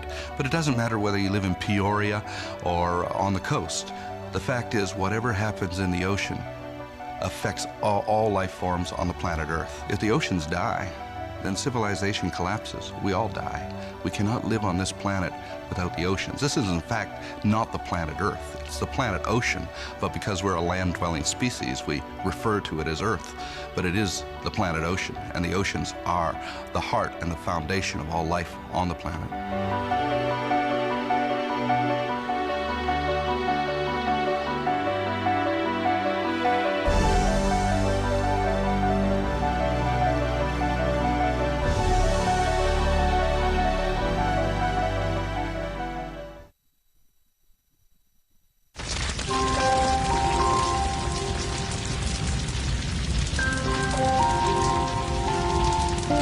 A single ember that escapes from a wildfire can travel more than a mile. That single ember can ignite and destroy your home or even your community. You can't control where that ember will land. only what happens when it does. Get Fire Adapted now at fireadapted.org. Columbine, Virginia Tech, Tucson, Aurora, Fort Hood, Oak Creek, Newtown. Newtown, Newtown. Newtown. How many more? How many more? How many more colleges? How many more classrooms? How many more movie theaters? How many more houses of faith? How many more shopping malls? How many more street corners? How many more? How many more? Enough. Enough. Enough. Enough. Demand a plan. Right now. As a mom. As a dad, as a friend, as a husband, As a wife. as an American. As an American. As an American. As a human being. For the children of Sandy Hook. Demand a plan. No more lists of names. It's not too soon. It's too late. Now is the time. Before we all know someone who loved someone on that list. No more lists. No more. Who they might have been. No more. If we had just done something yesterday. It's time. We can do better than this. We can do better than this. It's time. It's time. It's time for our leaders to act. Demand a plan. Right now. Right now. You! Demand it! Enough. Enough. Enough. Enough.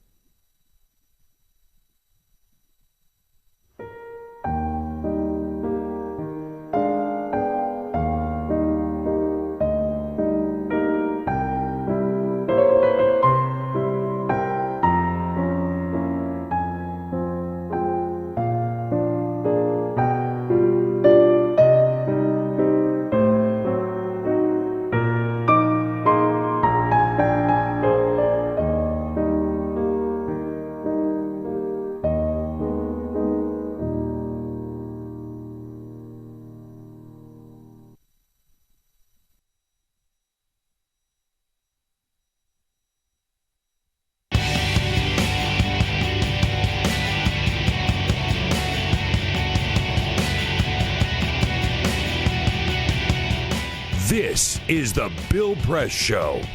26 minutes after the hour, Congressman Mark Pocan from Madison, Wisconsin, here for the next half hour with us. Right now visiting with Claire Ferrand from The Atlantic. So, as a former superdelegate, I ask you that question. If Bernie sweeps the table, let's say, between now and up through California, will superdelegates start to have all those who rushed to endorse Hillary even before she had announced for president start to have second thoughts? I think yes. I think they definitely would. I mean, the thing about superdelegates is that everybody looks at, or a lot of people look at them as sort of this, they think of it as this rigged system. And I think you certainly have reason to talk about it that way, given how many lined up to support her before any votes were cast. But what we know about superdelegates is that they do tend to follow the popular vote. And even when it was Clinton versus Obama, there was a lot of defectors from Clinton to Obama as he started to lead. Right. So I think if you saw, I mean, yes, this is kind of a party elite, but they're elected, many of them are elected officials too. They know that, and a lot of them are still, maybe more indirectly, but still kind of beholden to voters. And I think if there were to be, if Bernie were able to sort of substantially make up his delegate kind of lag right now, that you'd see people switch. And the other interesting point is I spoke with Congressman Raul Grijalva of Arizona, who's a big Bernie supporter in Congress a while back, and he's a superdelegate. And he told me that, so he's sort of one of the lone Bernie superdelegates, and he told me that he's had conversations with members of Congress, particularly in states. We talked right after Michigan, right after Bernie won, and I asked him, I said, have you talked to colleagues from Michigan or other states who feel like they're in an awkward position? And he said, yeah, absolutely. He said, I've talked to a lot of people who said, maybe I shouldn't have gotten out so far. And there will be more of those conversations. Claire Ferrand, thanks so much for coming in. Thank you for having me. Is the Bill Press Show.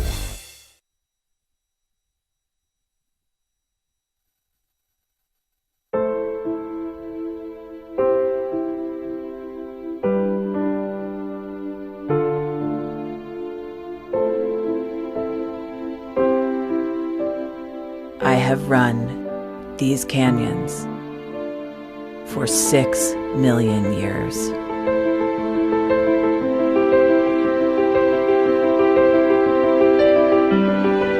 I have traveled from the Rocky Mountains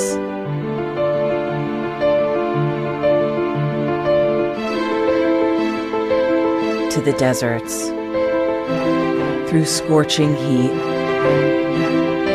and freezing cold, from the land of the dinosaurs to fields of food.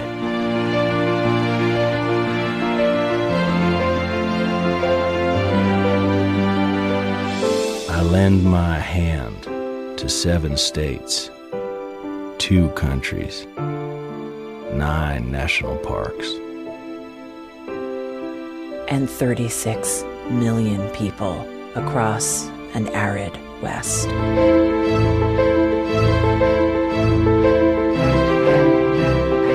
I am not the strongest or the largest, but I am the hardest working.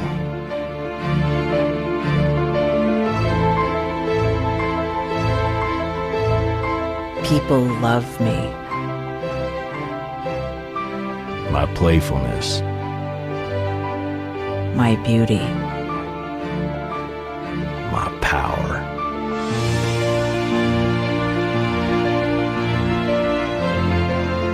My life.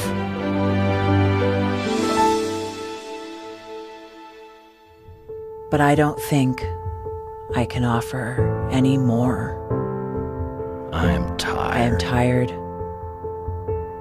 tapped, and tied. Of the hundreds of major rivers in the world, I am one of the few who no longer kisses the sea. Battles to harness my soul have been won and lost. Use me wisely, and I will sustain you. Use me like you have, and I will break. My name is Red. The Grand River Red. The American Nile. The Canyon Maker. I am the Colorado River. And I am the most endangered river in America.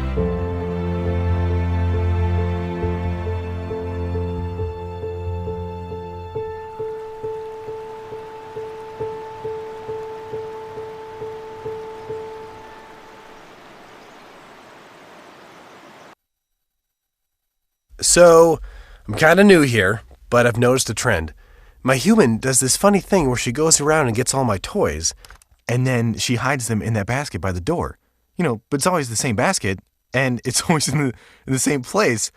And then she acts so surprised when I find them, but, she's putting them in the same basket. Again. It's like, hello? That's where you put it last time. You were the worst at hide and go seek.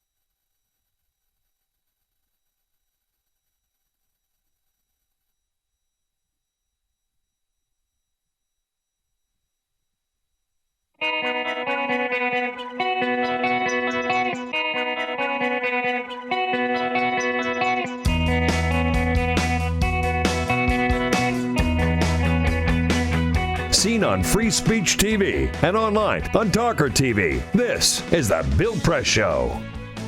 Hey, 33 minutes after the hour now here. Here we are. It is the Bill Press Show. I'm just laughing because we're so busy talking with our guest, Congressman Mark Buchan from Wisconsin's 2nd District, the great city of Madison, Wisconsin.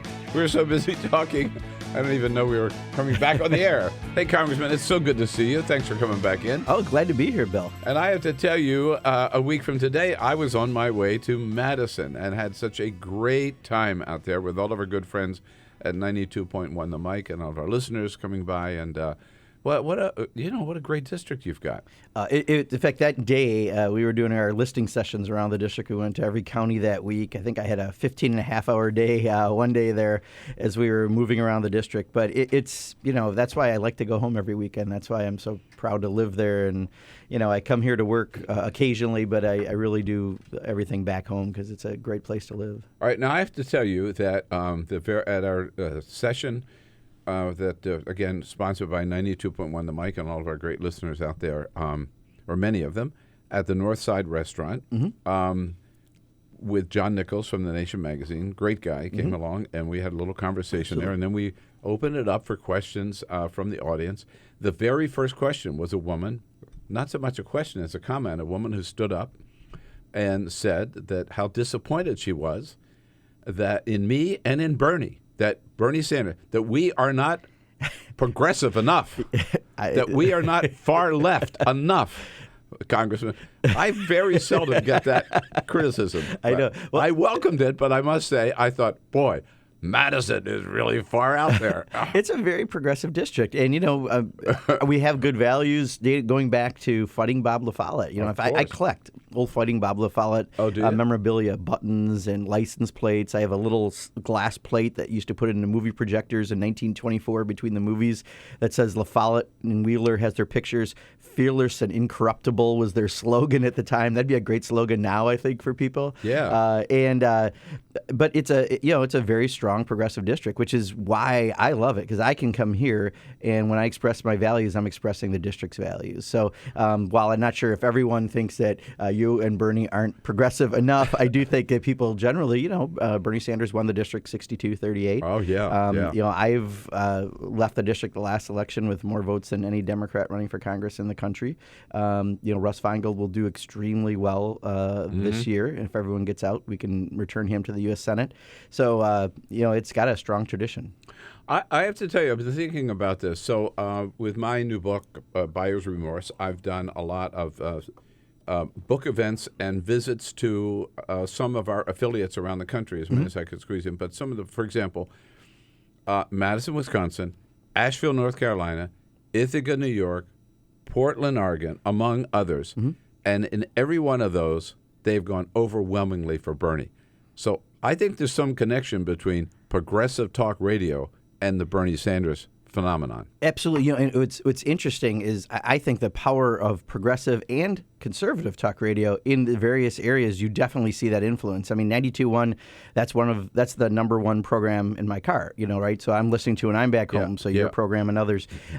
In Milwaukee, conservative talk radio is really strong. And if you look at the presidential election in April, the primary in Wisconsin, you look at the map, Trump pretty much lost the entire conservative radio reach, southeastern Wisconsin. And you can tell when the radio signals quit working, that's when he won outside that area. And it's literally the map is that distinct. So there is a lot of power, I think, to the power of radio. And by us, 92.1, a lot of people listen to. I hear a lot of feedback when I'm on a program. Right. Now, yesterday, there's a big article in the Hill this morning.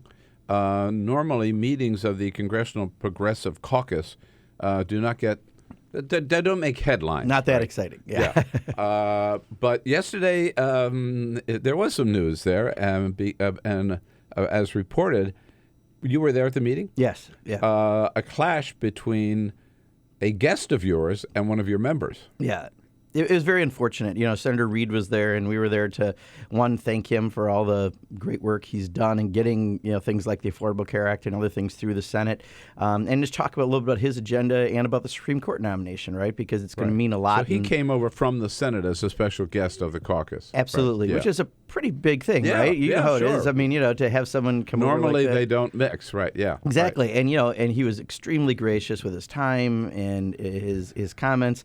And unfortunately, Alan Grayson, who Senator Reid is not supporting in a primary in Florida, decided that it was an opportunity to kind of hijack the meeting for his own personal purposes, to ask him, Senator Reid, if he knew his name, and to then start talking about his hedge fund in the Cayman Islands and comments that were made by Senator Reid about that, which, quite honestly, I think if I was Alan, I would probably not talk about too often. And it was just extremely awkward, and we couldn't quite get him to be quiet. We finally just had the next person ask a question. But it was embarrassing for all of us. It certainly must have been embarrassing for Alan if he feels that. But we all felt that he must have been embarrassed by that. And again, Senator Reid was extremely gracious, continued to stay for more questions. And, it just...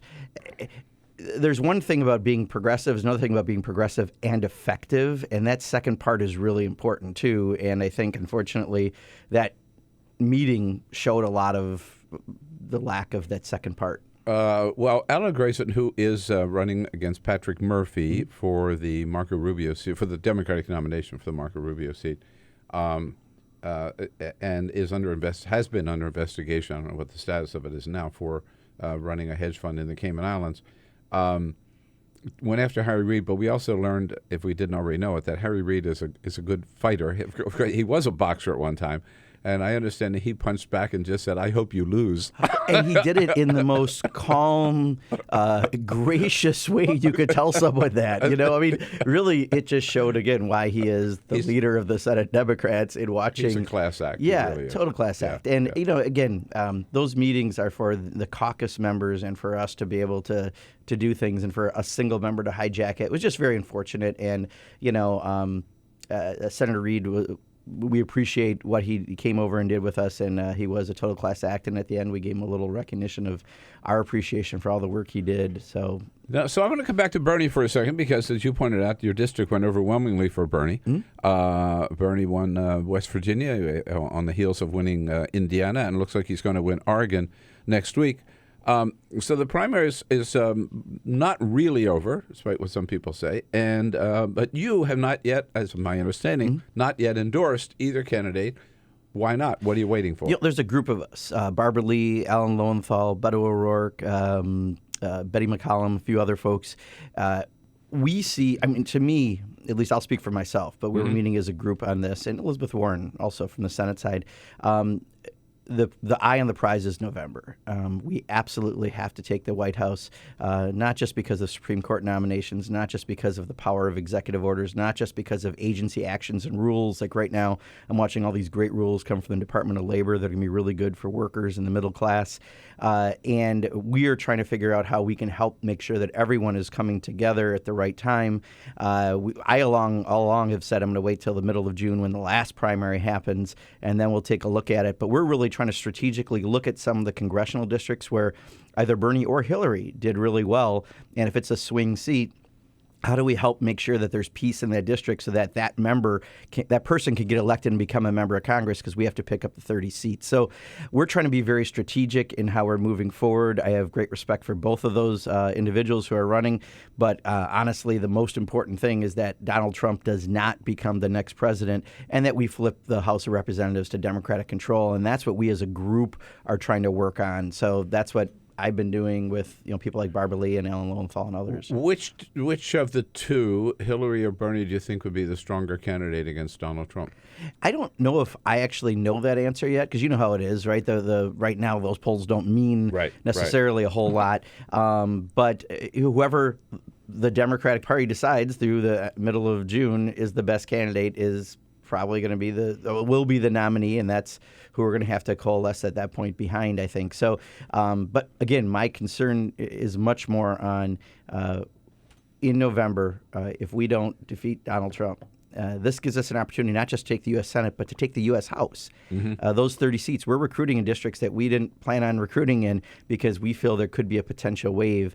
And it's really important that every single district's going to matter, from the northeast corner of Iowa to the district John Klein's leaving in Minnesota, where Angie Craig is running, Monica Vernon's running in Iowa. I mean, I can go down the list. In Alan Grayson's seat, quite honestly, Susanna Randolph is a great candidate down there. There's a lot of people that I want to make sure are coming to Congress, and if we pick up those 30 seats, it's going to be really important to do that. I want to talk more about that when we'll take a quick break and come back, because I get frustrated when I hear people say, well, Democrats have a good chance of getting the Senate, but of course we'll never get the House back. I mean, I don't buy that, and why not? Either. And you can maybe convince some of our listeners and viewers, if they need it, that it is possible this year to get the House as well as the Senate. Congressman Mark Pocan from Madison and Wisconsin's 2nd Congressional District. We'll be right back. Join the conversation, 866-55-PRESS. We'll be right back. Connect with The Bill Press Show on Twitter. Follow us at BP Show and tweet using the hashtag WatchingBP. This is The Bill Press Show.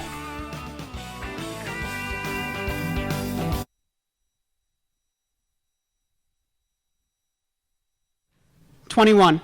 My father is run over by a car. He's passed out in the road with a blood alcohol content 4 times the legal limit. I do not cry. 4 months later, the nurses lose his pulse, and I wonder whose life flashed before his eyes. Rewinding VHS tapes, old home videos. 20. 19. I haven't brought a friend home in 4 years. 18. My mother sips the word divorce. Her mouth curls at the taste like it burns going down. 17. I start doing homework at Starbucks. I have more meaningful conversations with the barista than with my family. 16. I wait for Christmas Eve. My brother and I usually exchange gifts to one another early. This year, he and my father exchange blows. My mother doesn't go to Mass. 15, I come up with the theory that my father started drinking again because maybe he found out I'm gay. Like, if he could make everything else blurry, maybe somehow I'd look straight. 15. My mother cleans up his vomit in the middle of the night and cooks breakfast in the morning like she hasn't lost her appetite. 15. I blame myself. 15. My brother blames everyone else. 15. My mother blames the dog. 15. Super Bowl Sunday, my father bursts through the door like an avalanche, picking up speed and debris as he falls. Banisters, coffee tables, picture frames, tumbling, stumbling. I find his AA chip on the kitchen counter. 14. My father's been sober for 10, maybe 11 years. I just know we don't even think about it anymore. 13. 12. 11, Mom tells me Daddy's meetings are for AA. She asks if I know what that means. I don't. I nod anyway. 10. My parents never drink wine at family gatherings. All my other aunts and uncles do. I get distracted by the TV and forget to ask why. 9. 8. 7. 6. I want to be Spider-Man. Or my dad. They're kind of the same. 5. 4. 3. I have a nightmare. The recurring one about Ursula from The Little Mermaid. So I get up. I waddle toward Mommy and Daddy's room, blankie in hand. I pause. Daddy's standing in his underwear, silhouetted by a refrigerator light. He raises a bottle to his lips. 2. 1. 0. When my mother was pregnant with me, I wonder if she hoped, as so many mothers do, that her baby boy would grow up to be just like his father. This message brought to you.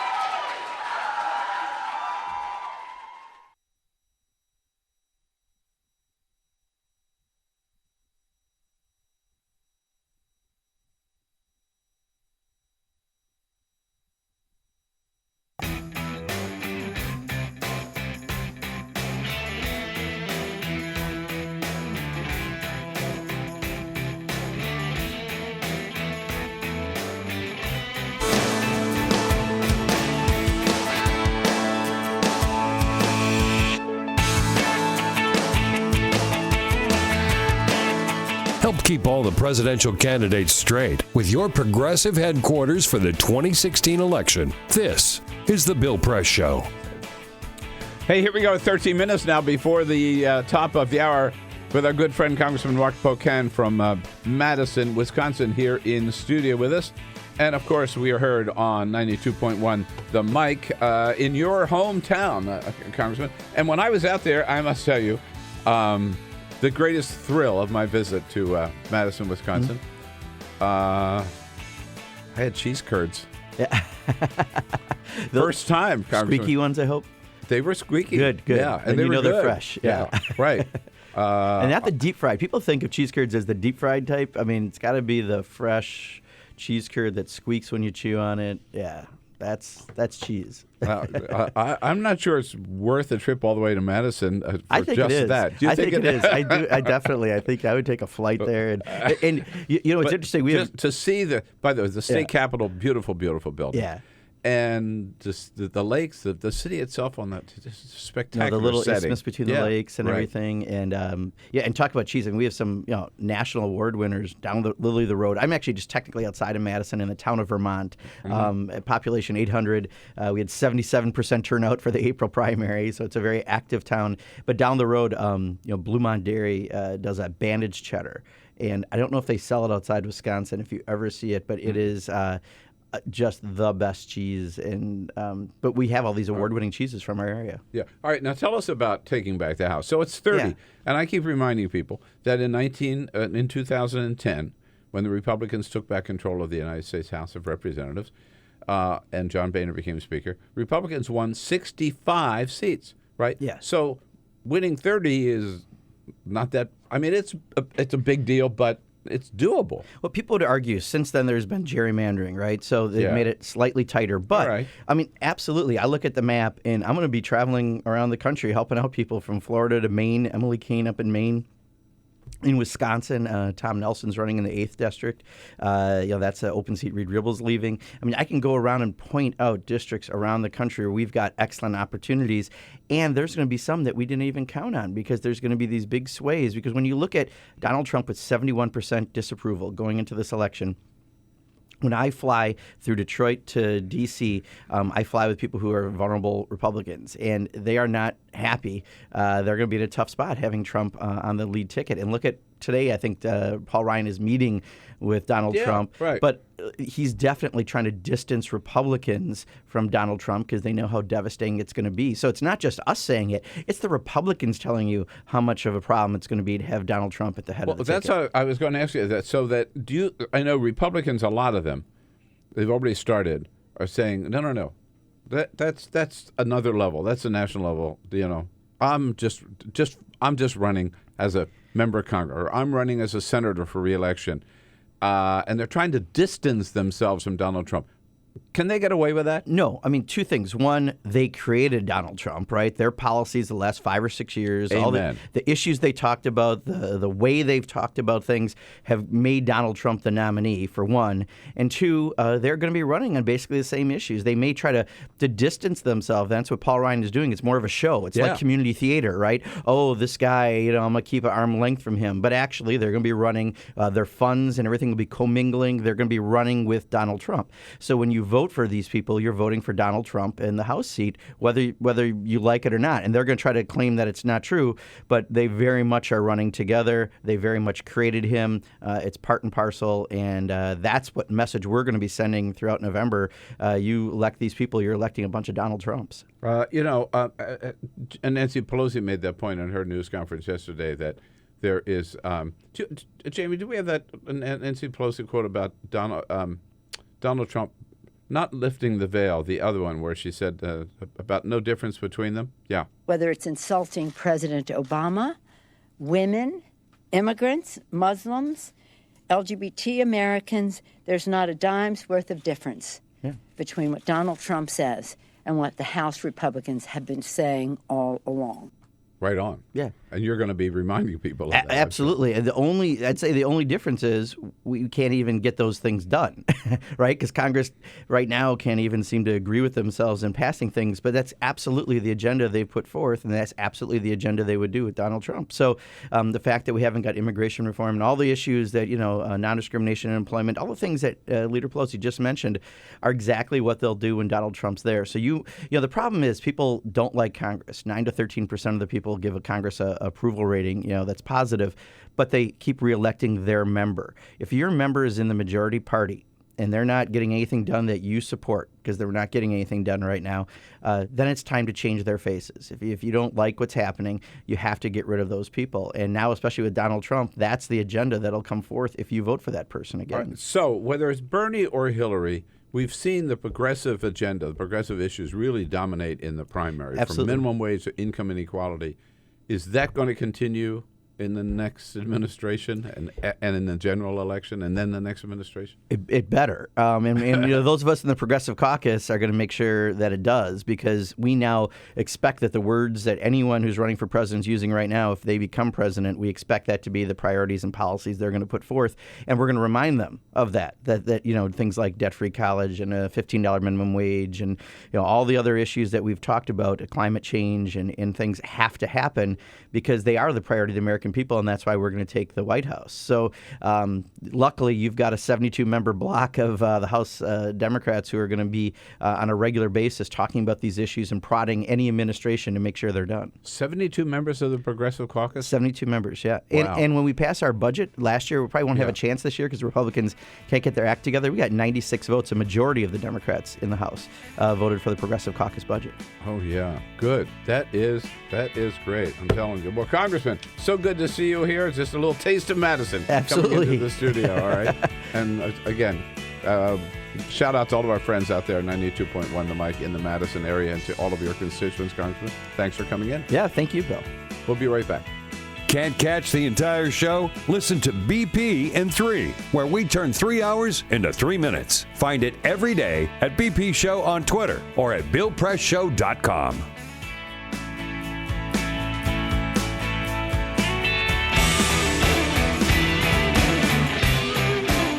Hey, how about it? We're going to move into hour number 3 here pretty soon. Just a little reminder, you can, on hour number 3, for Free Speech TV, we'll be with you at 5 o'clock Eastern, 4 Central, 2 Pacific. Little delay there. Come back late in the afternoon.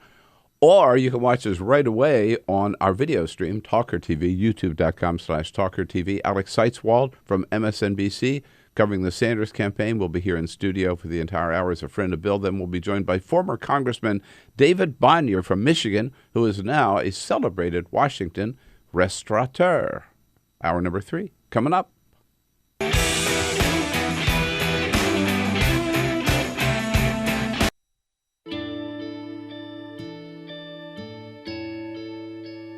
Calls me googly eyes. You know you're beautiful, right? You know that? Even you are beautiful.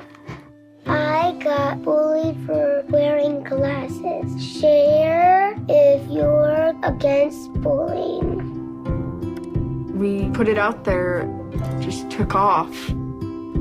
3 million people have shared this post. Don't let bullies get you down. I stand with you. The whole family's wearing glasses. I wear glasses and I'm proud. I even have the army on my team. All the kind comments brought my child joy. I don't feel thank you is enough. Next.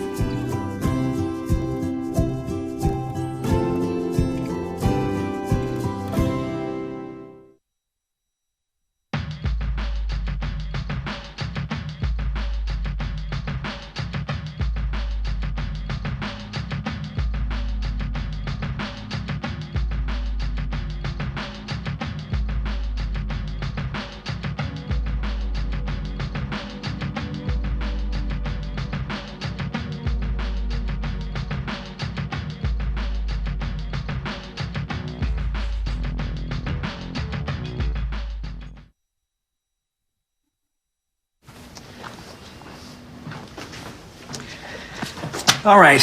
I know this isn't any fun to talk about, but we should. Okay. So who's going to do what? I'll pack the dead batteries. Great. I'll only put what I don't need into a duffel bag. Perfect. That's totally unhelpful. No problem. Meanwhile, I will try to comfort everyone by speaking in a calm voice. And I'll try to get the generator going without any gas. Oh, let's not forget the cell phones, which probably won't work. Right. And who is going to handle supplies? I can forget to do a list for us. Thanks, pal. Well, I think we couldn't be any less prepared. I'm proud of you guys. Talk to your kids about who to call, where to meet, what to pack. Visit ready.gov/kids for tips and information. Bill Press Show. Well, President Obama kicking back today. I don't know what's going on here. the second day this week where the only thing on his schedule is the daily briefing, which he will get at 11 o'clock this morning, and then that's it. And we have our press briefing with Josh Earnest at 12:30 in the next hour. Alex Seitzwald from MSNBC will be here for the entire hour as a friend of Bill. He's been covering the Bernie Sanders campaign, among other political work, for 2016. And then Alex and I will be joined by former member of Congress David Bonnier right here in Washington, D.C. Lots coming up. Stay with us This for hour number is the 3. Bill Press Show.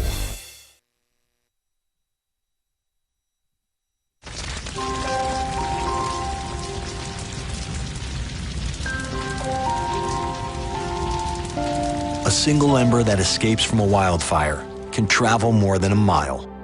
That single ember can ignite and destroy your home or even your community. You can't control where the ember will land, only what happens when it does. Get Fire Adapted now at fireadapted.org. Columbine, Virginia Tech, Tucson, Aurora, Fort Hood, Oak Creek, Newtown, Newtown, Newtown. Newtown. How many more? How many more? How many more colleges? How many more classrooms? How many more movie theaters? How many more houses of faith? How many more shopping malls? How many more street corners? How many more? How many more? Enough. Enough. Enough. Enough. Demand a plan. Right now. As a mom. As a dad, as a friend, as a husband, As a wife. as an American. As an American. As an American. As a human being. For the children of Sandy Hook. Demand a plan. No more lists of names. It's not too soon. It's too late. Now is the time. Before we all know someone who loved someone on that list. No more lists. No more. Who they might have been, no more. If we had just done something yesterday. It's time. We can do better than this. We can do better than this. It's time. It's time. It's time for our leaders to act. Demand a plan. Right now. Right now. You! Demand it! Enough. Enough. Enough. Enough.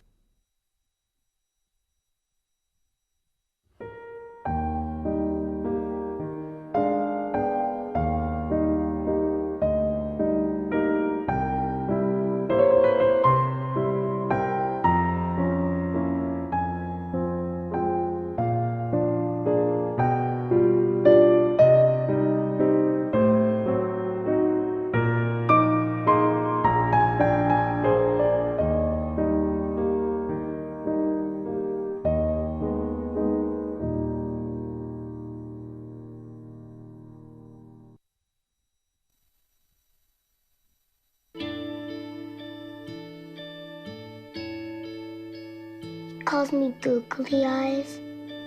You know you're beautiful, right? You know that? Even you are beautiful. I got bullied for wearing glasses. Share if you're against bullying. We put it out there, just took off. 3 million people have shared this post. Don't let bullies get you down. I stand with you. My whole family's wearing glasses. I wear glasses and I'm proud. I even have the army on my team. All the kind comments brought my child joy. I don't feel thank you is enough. That's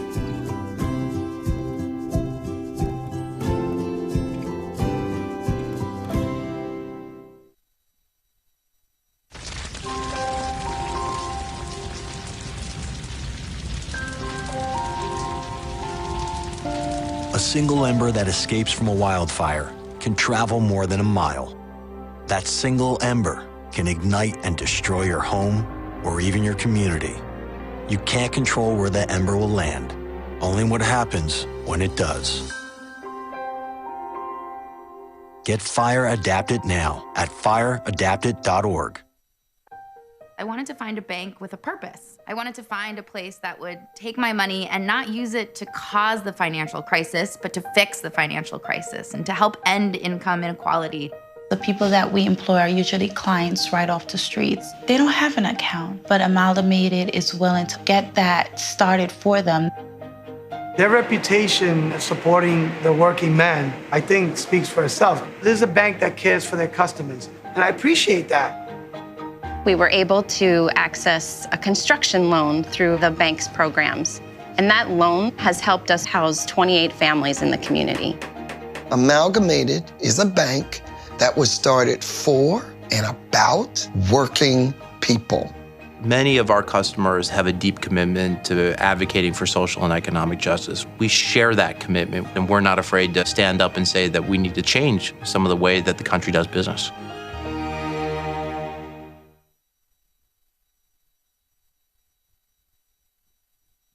I grew up in the housing projects of Cleveland.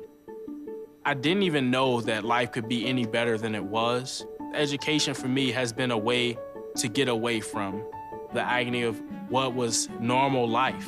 I want to be able to impact the community, not just look back on where I came from, but to reach back to where I came from and pull some people up with me. My name is David, and I am your dividend.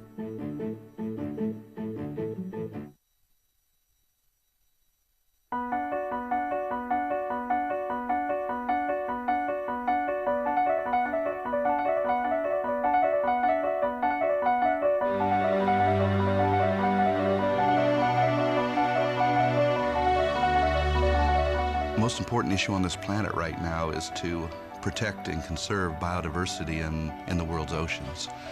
And I don't think people realize just how intimate our connection is with the oceans themselves. Not only do they provide the very foundation of life and control our weather, but life just simply could not exist without a healthy ocean. The real problem, though, is apathy.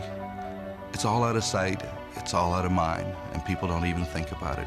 But it doesn't matter whether you live in Peoria or on the coast. The fact is, whatever happens in the ocean affects all life forms on the planet Earth. If the oceans die, then civilization collapses. We all die.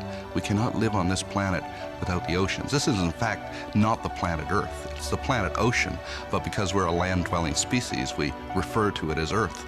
But it is the planet ocean, and the oceans are the heart and the foundation of all life on the planet.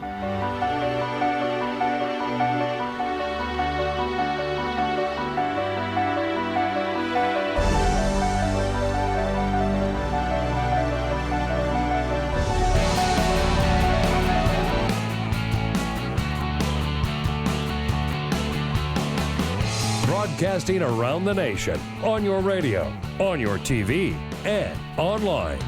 This is The Bill Press Show.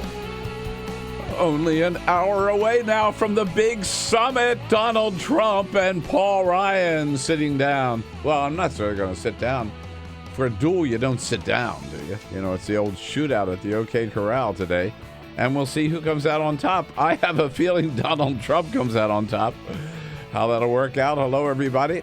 It's not far from here, right down the street, where they'll be meeting at the headquarters of the Republican National Committee. Probably hear the noise from here. It is the Bill Press Show on this Thursday, May 12. Good to see you. Thank you for joining us. Yes, we're here in our nation's capital, on Capitol Hill, and coming to you live coast to coast. So we're also right there with you, wherever you happen to be, listening on the radio and your local progressive talk radio station. We're there right alongside of you, and on Free Speech TV as well. Thank you for being part of the program. We love hearing from you and your comments on the news of the day. 866-55-PRESS is your toll-free number. You can send us your comments on Twitter at BP Show and on Facebook at facebook.com/BillPressShow. Joining us for this hour as a friend of Bill, our good friend from MSNBC, who has been covering mainly, but not exclusively, the Bernie Sanders campaign from MSNBC, Alex Seitzwald. Hello, Alex. Nice to see you. Hey, Bill. Thanks for having me. All right. You're looking refreshed and, not as worn as you did when you came off the campaign trail a few times. Well, I'm trying to get a little bit more than 4 or 5 hours of sleep a night nice? here. Yeah. In my own bed for a change. Right. It's very exciting. Now, Bernie doesn't get that luxury yet. Right? And Bernie's a couple of years older than me. I don't know how he does it, but that guy's stamina is really incredible. Several people have remarked on that. I mean, he does keep one hell of a schedule, indeed. Peter Ogburn's got the day off today. Jamie Benson wearing several hats this morning. Hello, Jamie. Good morning, Peter. Bill. Hello. Hey. Peter's got the day off. Good morning. Peter was here yesterday, but I'm back today on my regular post here. Ray Rogers on the job as our screener, ready for your calls at 866-55-PRESS. Cyprian Bolding. Also, we have a feeling that Peter and Cyprian are off on some mancation or something like that. I don't know, but Monty Kanzler in for Cyprian today as our videographer. And it was a big news in Washington, D.C. last night. As I mentioned, I go to bed early because I have to get up so early for this program. Carol goes to bed later, especially when there's a Nats game. She will not leave until the last pitch is thrown or whatever. And usually that's fine. But last night, she actually woke me up to tell me the news about Max Scherzer. Charlie Slows are calling it for WJFK here in Washington, D.C. The long pause. Now the kick. Here it comes. Swing and a miss. Swing and a miss. He struck him out with a slider. He has tied the Major League record for strikeouts in a game with 20 strikeouts. Randy Johnson, Kerry Wood, Roger Clemens, and now Max Scherzer are the only pitchers in the history of this game to fan 20 in a game. What an exciting evening. You hear that crowd just going wild. Can you imagine striking out 20 people? How many batters do you face like in a game, and on average maybe 40 or 50? I don't know. How many times do they go around? How many at-bats, Man. But 20 is like probably at least 40. At least it's maybe not half, but a third of the batters. It's just so cool to witness a moment in history like that. I mean, that's going to be in the books, and the Nats, our team. Yeah, our guys, right? No, they've had starting off a great season. Max Scherzer, who has become really the star. I was just trying to think. The other pitcher, remember that everybody was so excited about. We spent all that money for that. Strasburg.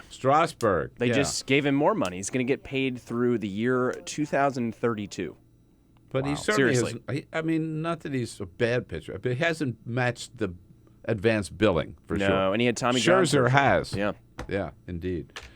Great moment in history. Alex, good to have you with us for the entire hour. We're going to be joined by former Congressman David Bonnier at the half hour. But first, this is the Full Court Press. All right, just a couple of other stories for you on this Thursday morning.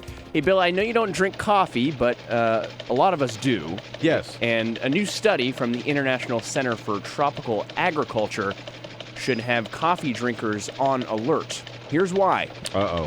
Finally, causes cancer. We can tie a potential coffee bean shortage to climate change. Oh, of course. This study found that 80% of areas in Brazil and Central America that grow coffee will not be able to do so, will not be able to carry on growing beans by 2050, the year 2050, if current temperature trends continue.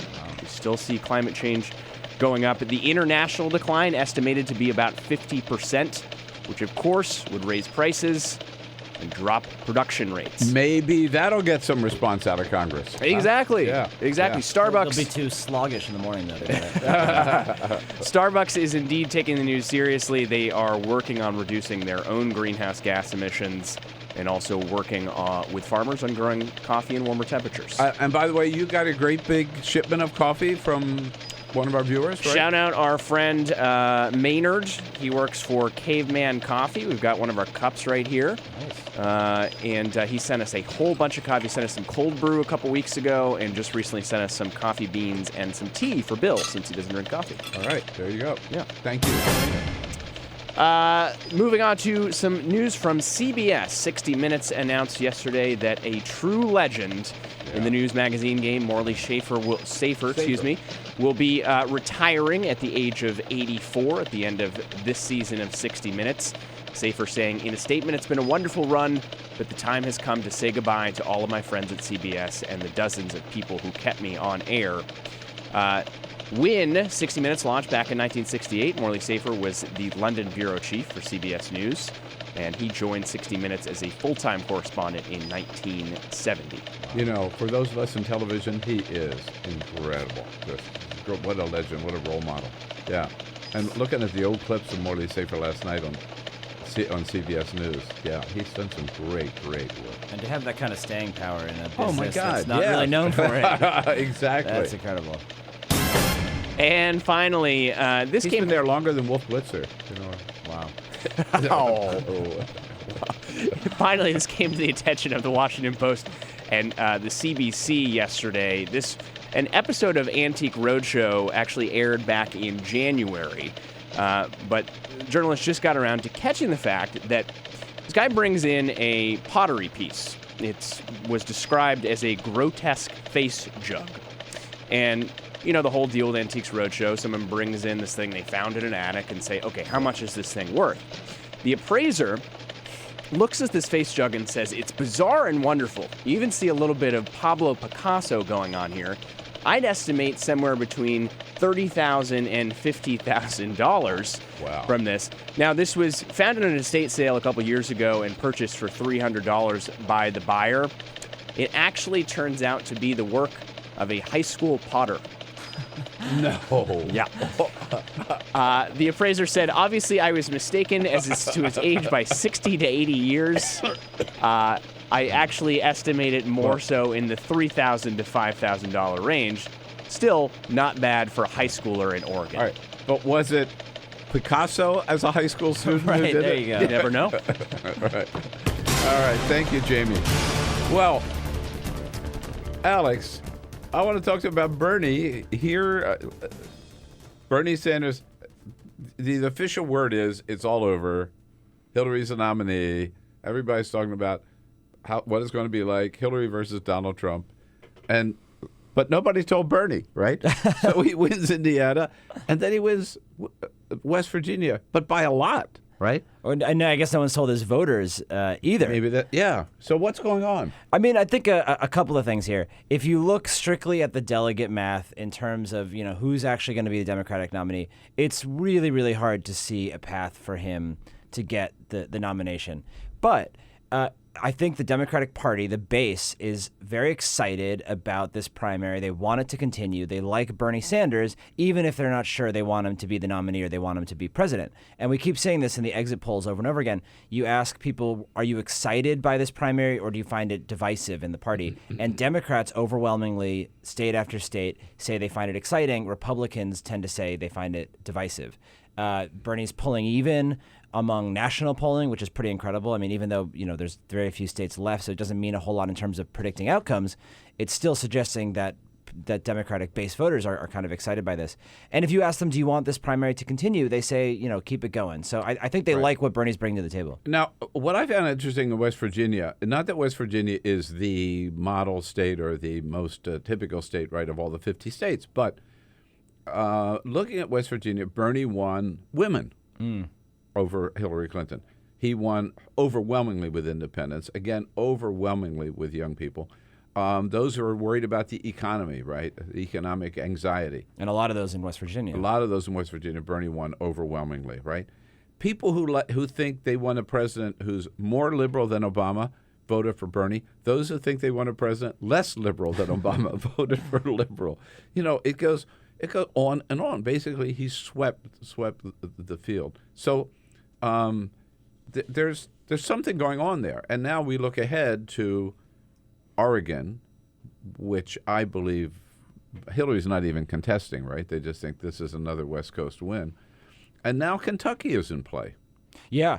I mean, you know, West Virginia is a little bit, I'll put a little bit of a caveat there. Yeah. It's a little bit unusual. You know, it's one of these states like a lot in the South and Appalachia that had been for years and years solid Democratic and now kind of transitioning to Republican. It's a really conservative, but when the Democrats were a Southern party, and one that would be hard for Democrats to win. To win probably, ever for the near term future. Right. So strangely, Democrats outnumber Republicans 2-1 in West Virginia in terms of registrations. So a lot of the people who vote in a Democratic primary are not who we think of as Democrats. They're conservatives. A lot of them say they're 40% or 35% of Bernie Sanders voters say they're going to vote for Donald Trump. For Donald Trump, right. So it's a little bit of a little bit of an unusual situation. But looking forward, I think Oregon, without a doubt, is going to be very good for Bernie. I think the question there is just how much he wins by, not whether he wins. He won Washington State hugely, very similar. Kentucky, I think, should be pretty good. The one downside for Bernie Sanders there is it's a closed primary, so you're not going to have independents. And Hillary Clinton just very recently decided to go back on air, spending money on television ads, which they hadn't been doing in a while. So I think that'll be an interesting one to watch. Could be tight. Right. So there are still those people who think Bernie's just a nuisance, right? Just get out of the way and let Hillary just spend all of her time and all of her money focusing on Donald Trump. What the hell is Bernie up to? If I I want to get Jamie's attention here because Bernie was on on your channel, MSNBC, with Andrea Mitchell yesterday, and I think Andrea's been pretty negative about Bernie all the way along, right? And she asked him this question, basically, why don't you just get out of the way? The opposition to her, the negatives against her have been built up by Donald Trump just hammering away at her. And up until now, at least, he has not been going after you as much. She's fighting two big candidates, and you're fighting one. Really? Oh, really? Andrea, in every state that we have won, in 19 states, we have had to take on the entire Democratic establishment. We've had to take on senators and governors and mayors and members of Congress. That's what we have taken on. So please do not moan to me about Hillary Clinton's problems. Don't cry for me, Argentina, right? It is true. I mean, Bernie has been, the establishment's been against him in every single state so far. I mean, first of all, I will defend my colleague Andrea Mitchell for just a second and say I think she's tough with everybody. But I mean, when on this question of whether he should drop out, you do hear people complaining about it. The one person and the people who you don't hear saying that he should do that is Hillary Clinton and the Clinton campaign. And I think that's what tells you what you need to know, which is that I haven't seen any evidence to suggest that Bernie Sanders is really hurting. Some Clinton supporters have, but the Clinton campaign officially hasn't. And that word comes from her, I'm sure. Right. Because what she did in 2008 is exactly what Bernie is doing today. Absolutely. She stayed in until June 8th, when the very last vote had been cast long after it was clear that she wasn't going to win. So it puts her in a tough spot. So, some of the reason that she hasn't called on Bernie to do that is tactical and because it would make her look like a hypocrite. But, conversations that I've had with Clinton aides behind the scenes, they're not really concerned about it. And they think that this is a little bit overblown, the notion that he's hurting her. I haven't really seen any evidence to suggest that he's hurting her by staying in. And the voters want this to continue. They like it. So it seems like it's good for her in some respects to have him stay in, as long as he's not being too negative on her. And it seems to be energizing the base. Yeah, and you know what? This Tuesday night, he was great against Donald Trump. He spent most of his time, just slashing Donald Trump very effectively, I thought as well. I want to take a quick break. I want to ask you about let's talk about the Trump-Ryan meeting today when we come back. I just want to say, as former Democratic chair of California, as Washington goes, so does Oregon. And I believe so goes California. Right down the coast. All blue, all for Bernie. Mark my words. We'll be right back with Alex Seitzwald from MSNBC. Your progressive headquarters for the 2016 election. This is The Bill Press Show.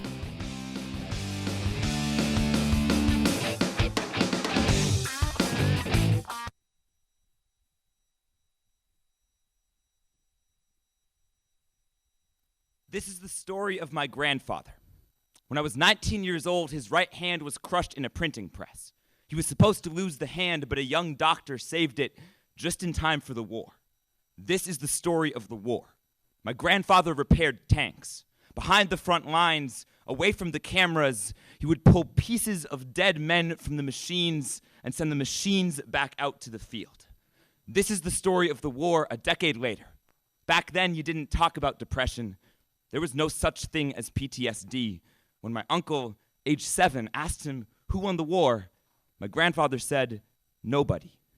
This is the story of my grandfather, the machinist. I have a newspaper from 1981, a story about the Nobel Prize for Physics, a photograph of the winner, a Harvard man standing by his machines.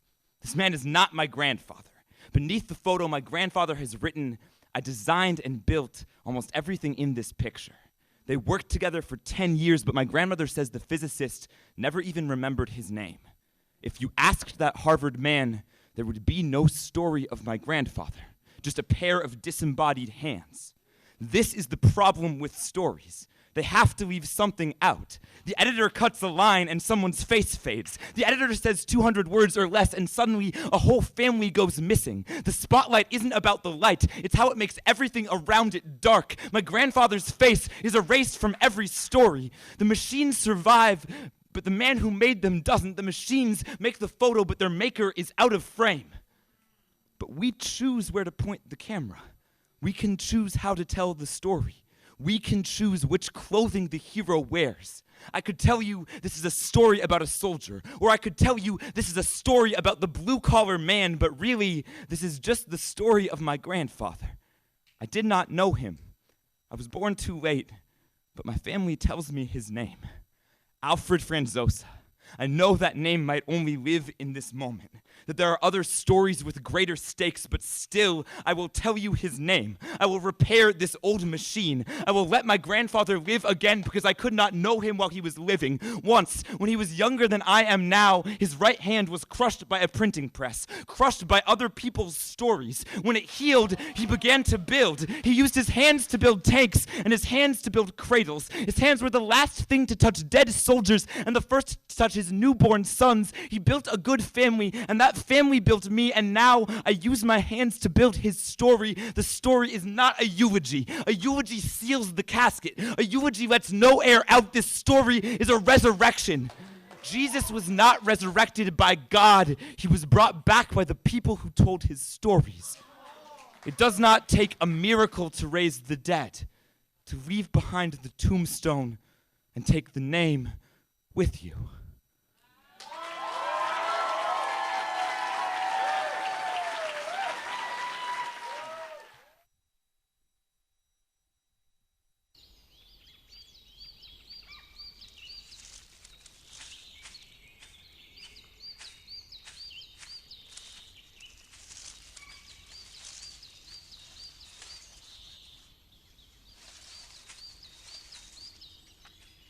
At Earth Justice, we defend the environment in the courtroom. Join our fight. When you take a seat, you take a stand. Earth Justice, because the Earth needs a good lawyer.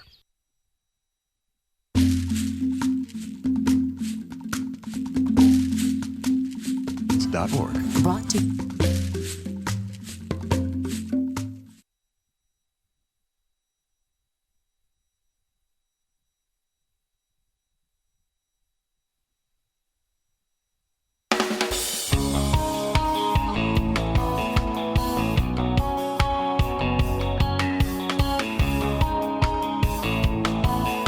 This is the Bill Press Show. 26 minutes after the hour, former Congressman David Bonnier, now restaurateur here in Washington, D.C., will be joining us at the half. We're here with Alex Seiswald from MSNBC. And Alex, during the break, we saw on CNN a picture of Donald Trump's plane, Trump 1, sitting on the tarmac at National Airport, heading for his meeting right now with Paul Ryan at 9 o'clock is the first meeting of the day, and that's just with Paul Ryan. This is the showdown. This is the summit, right? What's going to happen? Do you think Ryan's going to fold? I haven't been this excited about a meeting in who knows how long. I think Ryan has to fold. That's how these things work, right? When you become the nominee of a party, you take over the party, whether the party wants you to or not. And that's how it works. Paul Ryan has said that he's supposed to be the convention chair now, but he said he'll step down if Trump asks him to. I don't really know what cards he has to play at this point. I mean, Ryan's got to worry about, just like Boehner did, he's got to worry about his caucus, and a lot of those guys in his caucus come from districts that Donald Trump won. They're potentially staring at primary challenges if they, buck Donald Trump. And Paul Ryan is going to have as good a pulse of his caucus as anyone, and he sees where the writing is on the wall and where his bread is buttered. So it'll be very interesting. How humiliated does he coming out of this? One thing to keep in mind: always a possibility that Paul Ryan has his eye on running for president in 2020, 2024. So how he navigates this meeting and Donald Trump is going to be I think it's pretty clear that Paul Ryan and Ted Cruz and Marco Rubio, among others, all have their eye on 2020, and they think the best way to 2020 may be not getting too close at any rate to Donald Trump in 2016. But, Donald Trump's answer yesterday was, I don't really need Paul Ryan. I mean, I'd like to have him. I like him. I'd like to have him with me, all those kind of nice stuff. But I think you're right. I mean, Donald Trump rules right now. And they've got nobody to blame but themselves, right? They're destroyed by the monster that they themselves unleashed. That they created. Yep. With a little help from the media, I might add, and all the free media that we've given to Donald Trump. Can't argue with that. So I'm glad you're here as a friend of Bill. I started to say goodbye, but no, you're here. And we'll be joined by David Vanier. Tell us about what he's up to next when we come back here on the Bill Press Show. Stay with us. This is the Bill Press Show.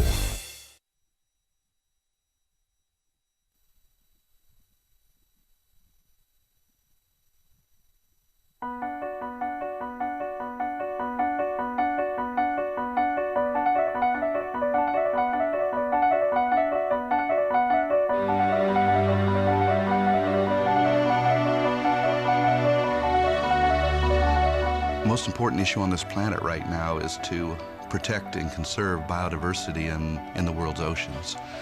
And I don't think people realize just how intimate our connection is with the oceans themselves. Not only do they provide the very foundation of life and control our weather, but life just simply could not exist without a healthy ocean. The real problem, though, is apathy. It's all out of sight. It's all out of mind, and people don't even think about it. But it doesn't matter whether you live in Peoria or on the coast. The fact is, whatever happens in the ocean affects all life forms on the planet Earth. If the oceans die, then civilization collapses. We all die. We cannot live on this planet without the oceans. This is, in fact, not the planet Earth. It's the planet ocean, but because we're a land-dwelling species, we refer to it as Earth. But it is the planet ocean, and the oceans are the heart and the foundation of all life on the planet.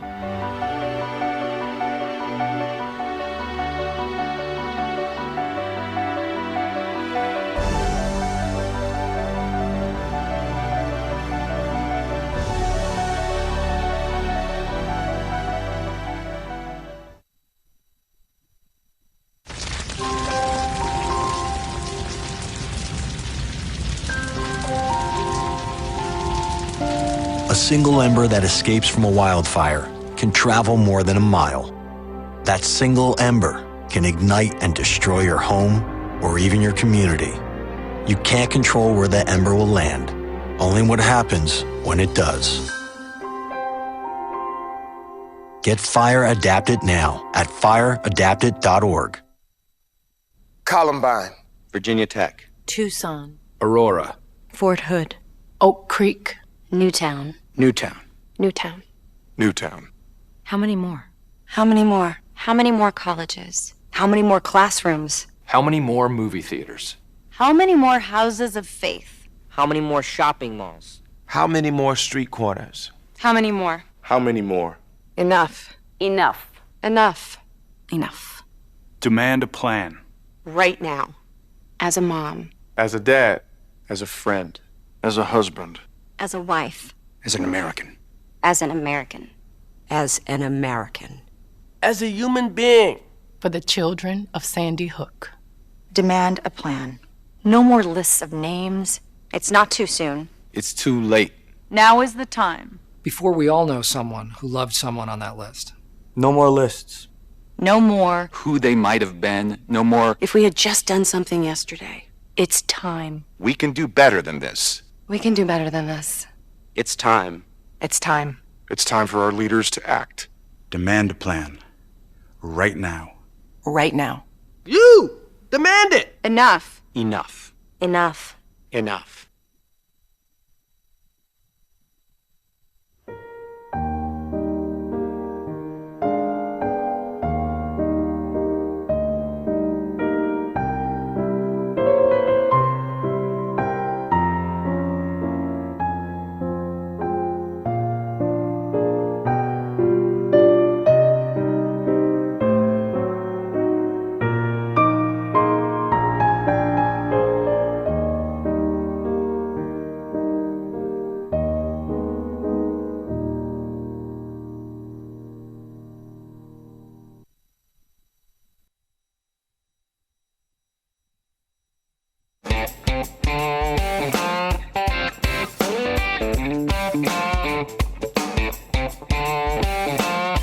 On your radio, on TV, and online. This is The Bill Press Show. Here we go now at 33 minutes after the hour of the Bill Press Show on this Thursday, May 12. Lots going on here in Washington, D.C. It's only a half an hour now from the big meeting, the big summit between Donald Trump and Paul Ryan, followed by a meeting between Trump and the Republican leadership, and then by Paul Ryan and the Senate leadership with Mitch McConnell. We'll keep our eye on that, but and so Alex Seitzwald is here with us as the entire hour as a friend of Bill from MSNBC. But I'm hungry, and I'm particularly hungry now that I smell all this good food in front of us, brought to us thanks to a good friend, former member of Congress from the great state of Michigan, serving 26 years in Congress, representing the 10th and the 12th districts of Michigan. David Bonnier is now restaurateur here in Washington, D.C., with a great restaurant that I've enjoyed down on the waterfront called Agua 301. Congressman, it's good to see you. Nice to be with you. Can we call you David now? David is good. Please, no Congressman, but David is fine. Nice to see you too, Alex. Good to see you. How is the restaurant business? Well, it's a tough business, but it's a good business. It's people are generally happy when they come into a restaurant, and you want to keep them happy and serve them well and provide them good, nutritious food. And we're in a really nice area. We're right down on the water, about a 5-minute walk along the water to the ballpark. Let me tell you, it's a spectacular area and getting better and better all the time. I mean, it really is. You're right on the Anacostia River, right? That's correct. Right just north of, east, I guess, of the ballpark. Right. You can see the ballpark from our patio. And that whole area is developing. There are a lot of good restaurants coming up there, the new high-rises, condos, new businesses there. A lot of federal buildings are down there now. I mean, it is maybe the fastest-growing part of Washington. And then if you go even a little farther west with the Arena Stage and that entire area. And Southwest is really also developing nicely, too. So that whole area, you're correct. You're just west of the Navy Yard. That's right. Right. And we service a lot of folks from the Navy Yard. Navy Yard has 16,000 employees. Wow. It's hard to imagine that. And it's probably one of the most historic areas in the country. People don't realize it. It was put there after the War of 1812 when we got our tails kicked by the British, and we needed a defense. So they built the Navy Yard, and it's quite historic. Lincoln spent a lot of time down there. That's where he used to get on the boat to go down and look at the troops and talk to his generals down in Virginia during the Civil War. He used to go down there and watch them test fire weapons. And in fact, the Navy Yard sort of was like the first part of Washington to be developed. And the street leading from the Navy Yard, 8th Street, right here, was known as America or Washington's first main street. Yeah. It's interesting history here. Yeah, great history there. The Marine Barracks on there as well. Right. Marine Barracks.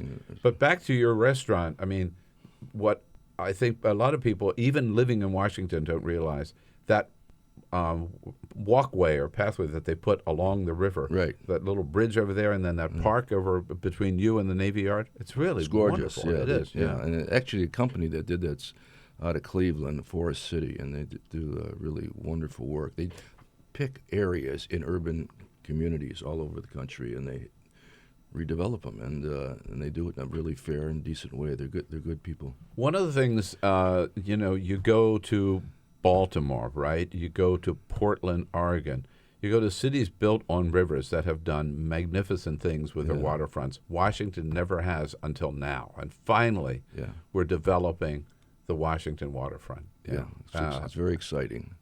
Yeah, I mean, San we've got to do Diego, both sides now. In Anacostia, we've got to do some more work. And then on the other side of the river. We've got some new things that are happening along those lines, so we're very excited about all that. Now, I want to ask about, I just can't wait to dive into some of this great food from Agua 301. But you've been in politics, we're in politics a long time. Have you ever seen a political season like this one? No, I haven't. Have any of us, right? I don't think any. I think it's right. This is wild and crazy, and it's interesting, though. The dynamics of this are fascinating, and especially the Sanders and the Trump pieces, just it's amazing pieces, and it really, I think, in some ways, it tells the country how out of touch the two coasts are with respect to what's really happened in the country. Mm-hmm. You know, I represented the district, as you mentioned, outside Detroit, and grew up in Detroit, and the industrial Midwest was really hollowed by the policies of both Republican and Democratic administrations over the past, 40 years. And economically, it's been a disaster. I mean, they've tried to recreate themselves, and some communities have been successful, others have not. And I think there's been this stagnation. Income inequality piece is huge, as Bernie would say. Mm-hmm. And it's real. And I'm surprised, frankly, that it didn't surface more dramatically until now. Nobody expected these trade deals to become like the dominant political issue in some of these primaries, which they certainly were in Indiana and West Virginia and other states.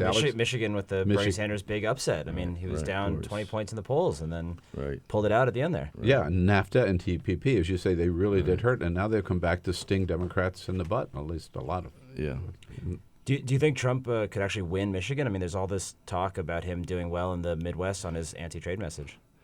Well, I would say it's going to be difficult for him to win, I think. But we've been saying that, right, from the beginning. He keeps winning. So, So, I think Democrats would be really foolish not to take him really seriously and to do everything they can to increase their turnout, because he's tapped into something where he's created his own turnout. Sans Republican Party, he doesn't need them. I mean, basically, he's created his own movement here, and we've got to be conscious of that, and very dangerous from my perspective, and I hope we win this thing. So tell us about the main thrust of Agua 301, your restaurant on the waterfront. Yeah, well, it's Mexican with a modern twist, huh? But it's good Mexican food, and we have a really wonderful chef. His name is Jaime Pelayo. He worked for Jose Andres, who is he was the sous chef over there at OML, and Jose's got these great places in the city. I'm not here to plug his places, but they are very good. OML and Jaleo and a lot of other places, and for your listeners, they may remember this, because I know you do politics. He was the guy who got out of the deal with Donald Trump because he didn't want to be associated with Trump and his positions on immigration and other things and other comments that he's made. But Trump has sued him, I believe. That's they're in court now. They're in court. Yeah. Right. But anyway, so what did you bring for us today? Worked for that. Yeah. Well, this is cervece. It's a very nice. We serve several kinds of different cerveces at our restaurant. We have this is whitefish right here, but we have a cervece that also has mussel, clams, tilapia, onion, cilantro, and other things in it that you can get there as well. And these are empanadas. We serve different kinds of empanadas at our place. I'm just going to dig in here. Yeah, please. Go ahead. Because I noticed that Jamie has been eating, and it drives me crazy. Oh, no. I've already finished an empanada. And we have, by the way, a good brunch that we would highly recommend from people on Saturday and Sunday from 10:30 to 3. And we have outdoor seating right by the water. Oh, yeah. No, that's a beautiful patio that you've got right there. And alongside of that, basin. I'm not sure what you call that, but it's a basin. Yeah, it's about a foot deep. And I've seen little kids playing in that basin. Oh yeah, it's a waterfall, and there as well, and then a water fountain, and they love playing there, and their moms bring them, and it's about a foot and a half deep, so it's it's relatively safe. You got to watch them, of course, but. So we have some ceviche and some guacamole and chips. Oh my gosh.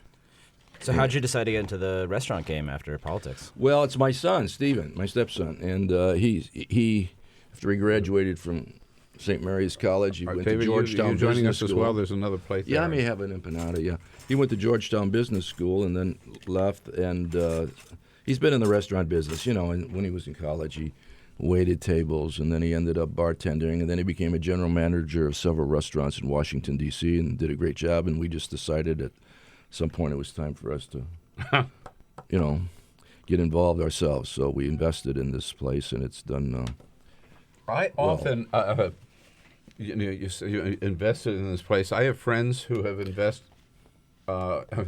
Jamie is reminding me. You are fixated on that food. That I do have to remember. I'm on the air. We do have to take a break once in a while. But I think he wants to eat too. But I just to finish that thought. I've always been nervous about investing in a restaurant because I've seen so many restaurants come and go, right? It's a tough and they're business. hot for 15 minutes, and then I know it's a very tough business. A lot of competition. Margins aren't really great, and it's not a great model actually economically as well. So we need to really change it to in a more progressive way. But it can be rewarding in many ways as well. So. And location. Huh? Oh, very key. Very key. Yeah, and it seems to me that again, where you start off with a big advantage there. Yeah, we have a great location. I mean, it's just not good. It's a great location on the water and in the park, right between the Navy Yard and the historic area and the ballpark, new baseball park. So what you do, Alex, is you go to a ball game and then you walk right over to Agua 301. I'm sold. Yeah. Or you start there and then move over to the ballpark. Yeah, I know what I'm doing next time I have a free day. All right. Yeah. All right, so we will take a quick break here with David Bonnier, former congressman from Michigan, and the proprietor of Agua 301, who brought all this great food today, the guacamole, the ceviche, the empanadas, a little salsa here. Oh, my God. Yeah. We got it. We'll be right. You know what we'll be doing during the break? We'll be right back. Follow us on Twitter @BP Show. This is The Bill Press Show.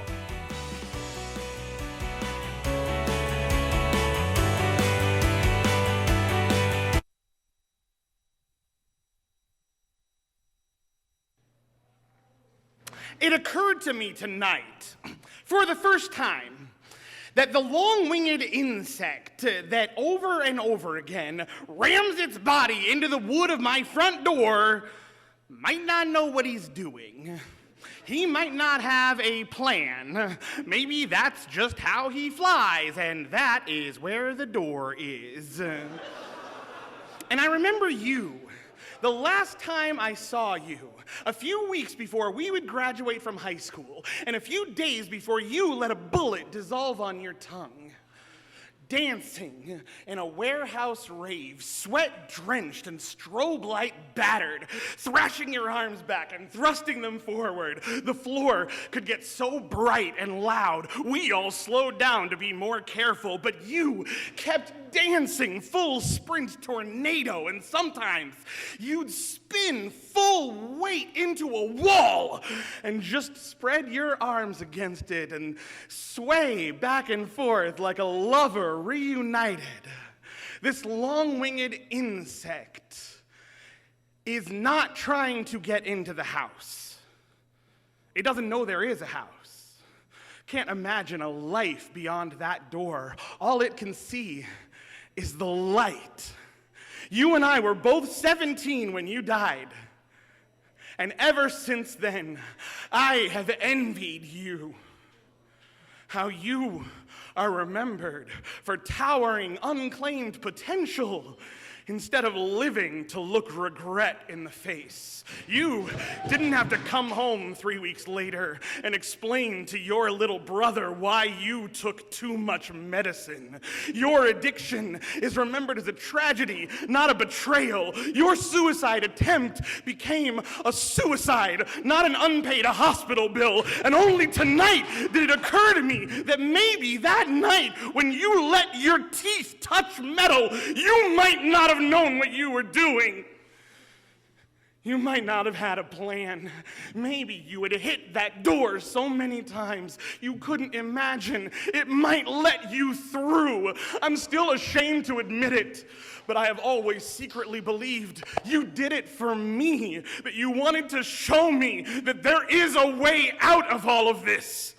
Not so that I would follow you, but so I would understand that every day that I am alive is a day that I choose to be alive. And when the music stops, you still get to keep on dancing. And when the light is so bright it blinds, you can dance with your eyes closed. And if in that dark you come up against a wall, you keep your arms out wide and you dance with the wall.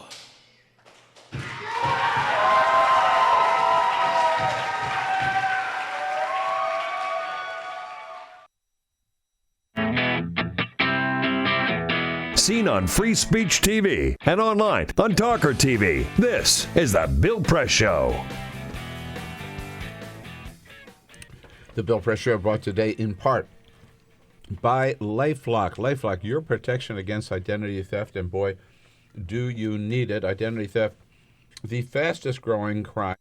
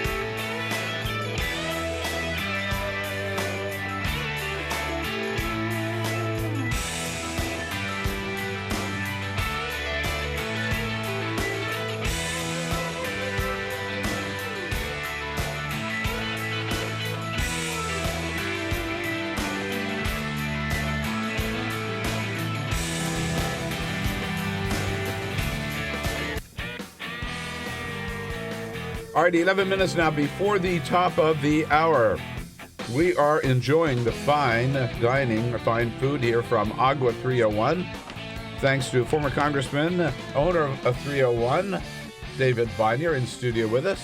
David, great to see you again. Always great. And Alex Seitzwald here from MSNBC. Just the latest update. Donald Trump has arrived at the Republican National Committee headquarters.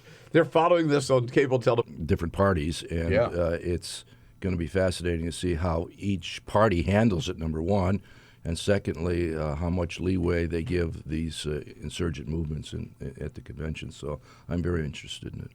So the conventional wisdom is that the House is totally in Republican hands thanks to gerrymandering until we get another redistricting. But now with Trump at the top of the ticket, there's talk that the potential. What do you think the impact is going to be in down ballot, especially in swing states or districts like in Michigan and other places? I think it's possible that if the Democrats play it well, that we could see another 64. You name the year, 76 when we swept everything.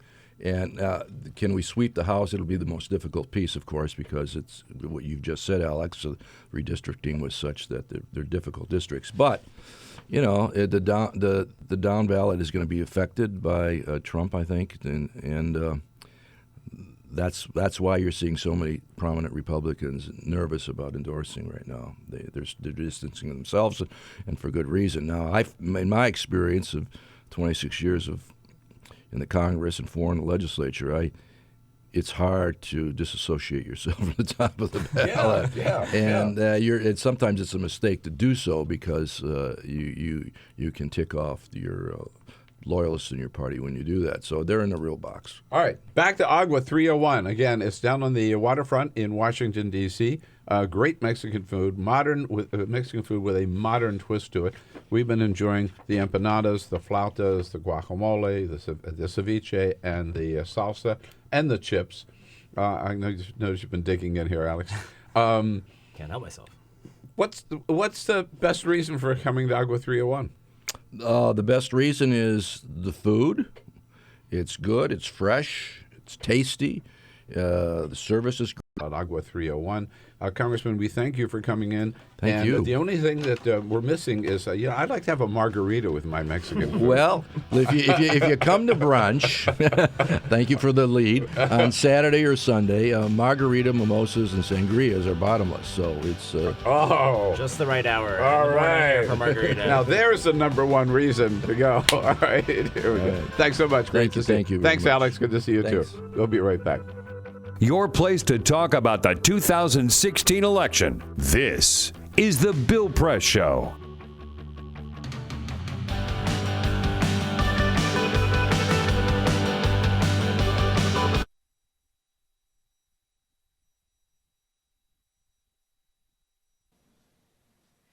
A letter to the girl I used to be.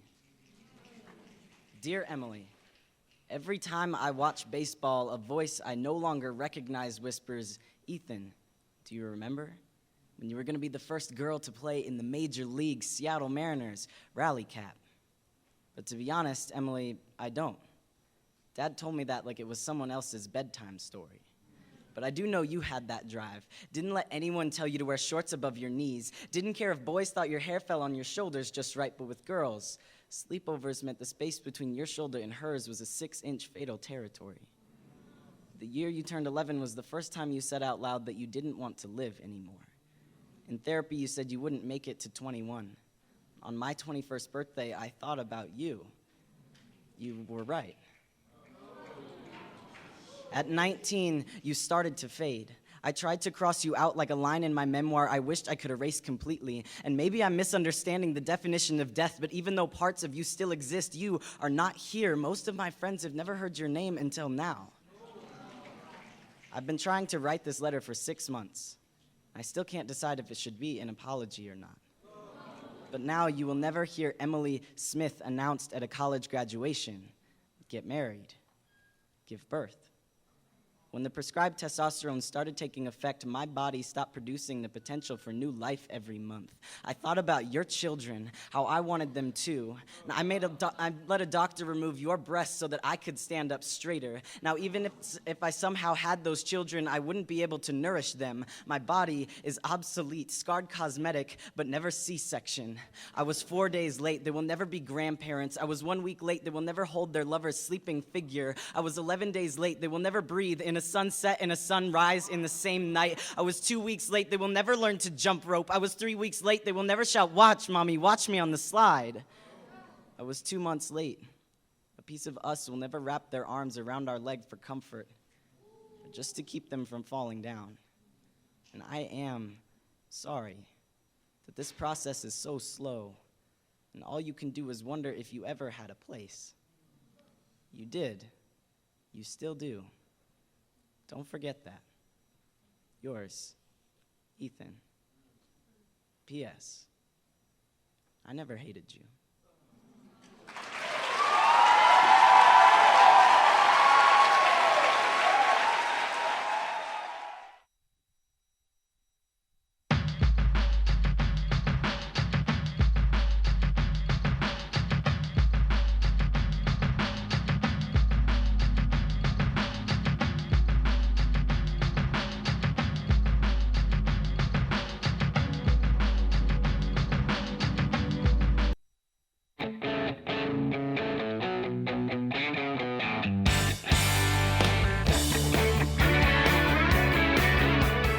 The Parting Shot with Bill Press. This is The Bill Press Show. Well, the big meeting is finally getting underway at the Republican National Headquarters. Paul Ryan and Donald Trump are both there going into the meeting. The two, of course, were far apart. Ryan says he couldn't support Trump unless he changed his position on several key issues. But Donald Trump saying basically, I'm the winner. I'm the leader. Hey, chump, I don't even need you. And so I'm in charge. And coming out of the meeting, you watch. I'll bet you that Paul Ryan is going to end up endorsing Donald Trump because he really has no choice. It's too late to make any change. Republicans have chosen Trump as their leader, and now he is going to lead them. He's going to lead them right over the cliff. That's it for today, folks. Have a great Thursday. Come back and see us again tomorrow. This we'll be looking for is you. the Bill Press Show.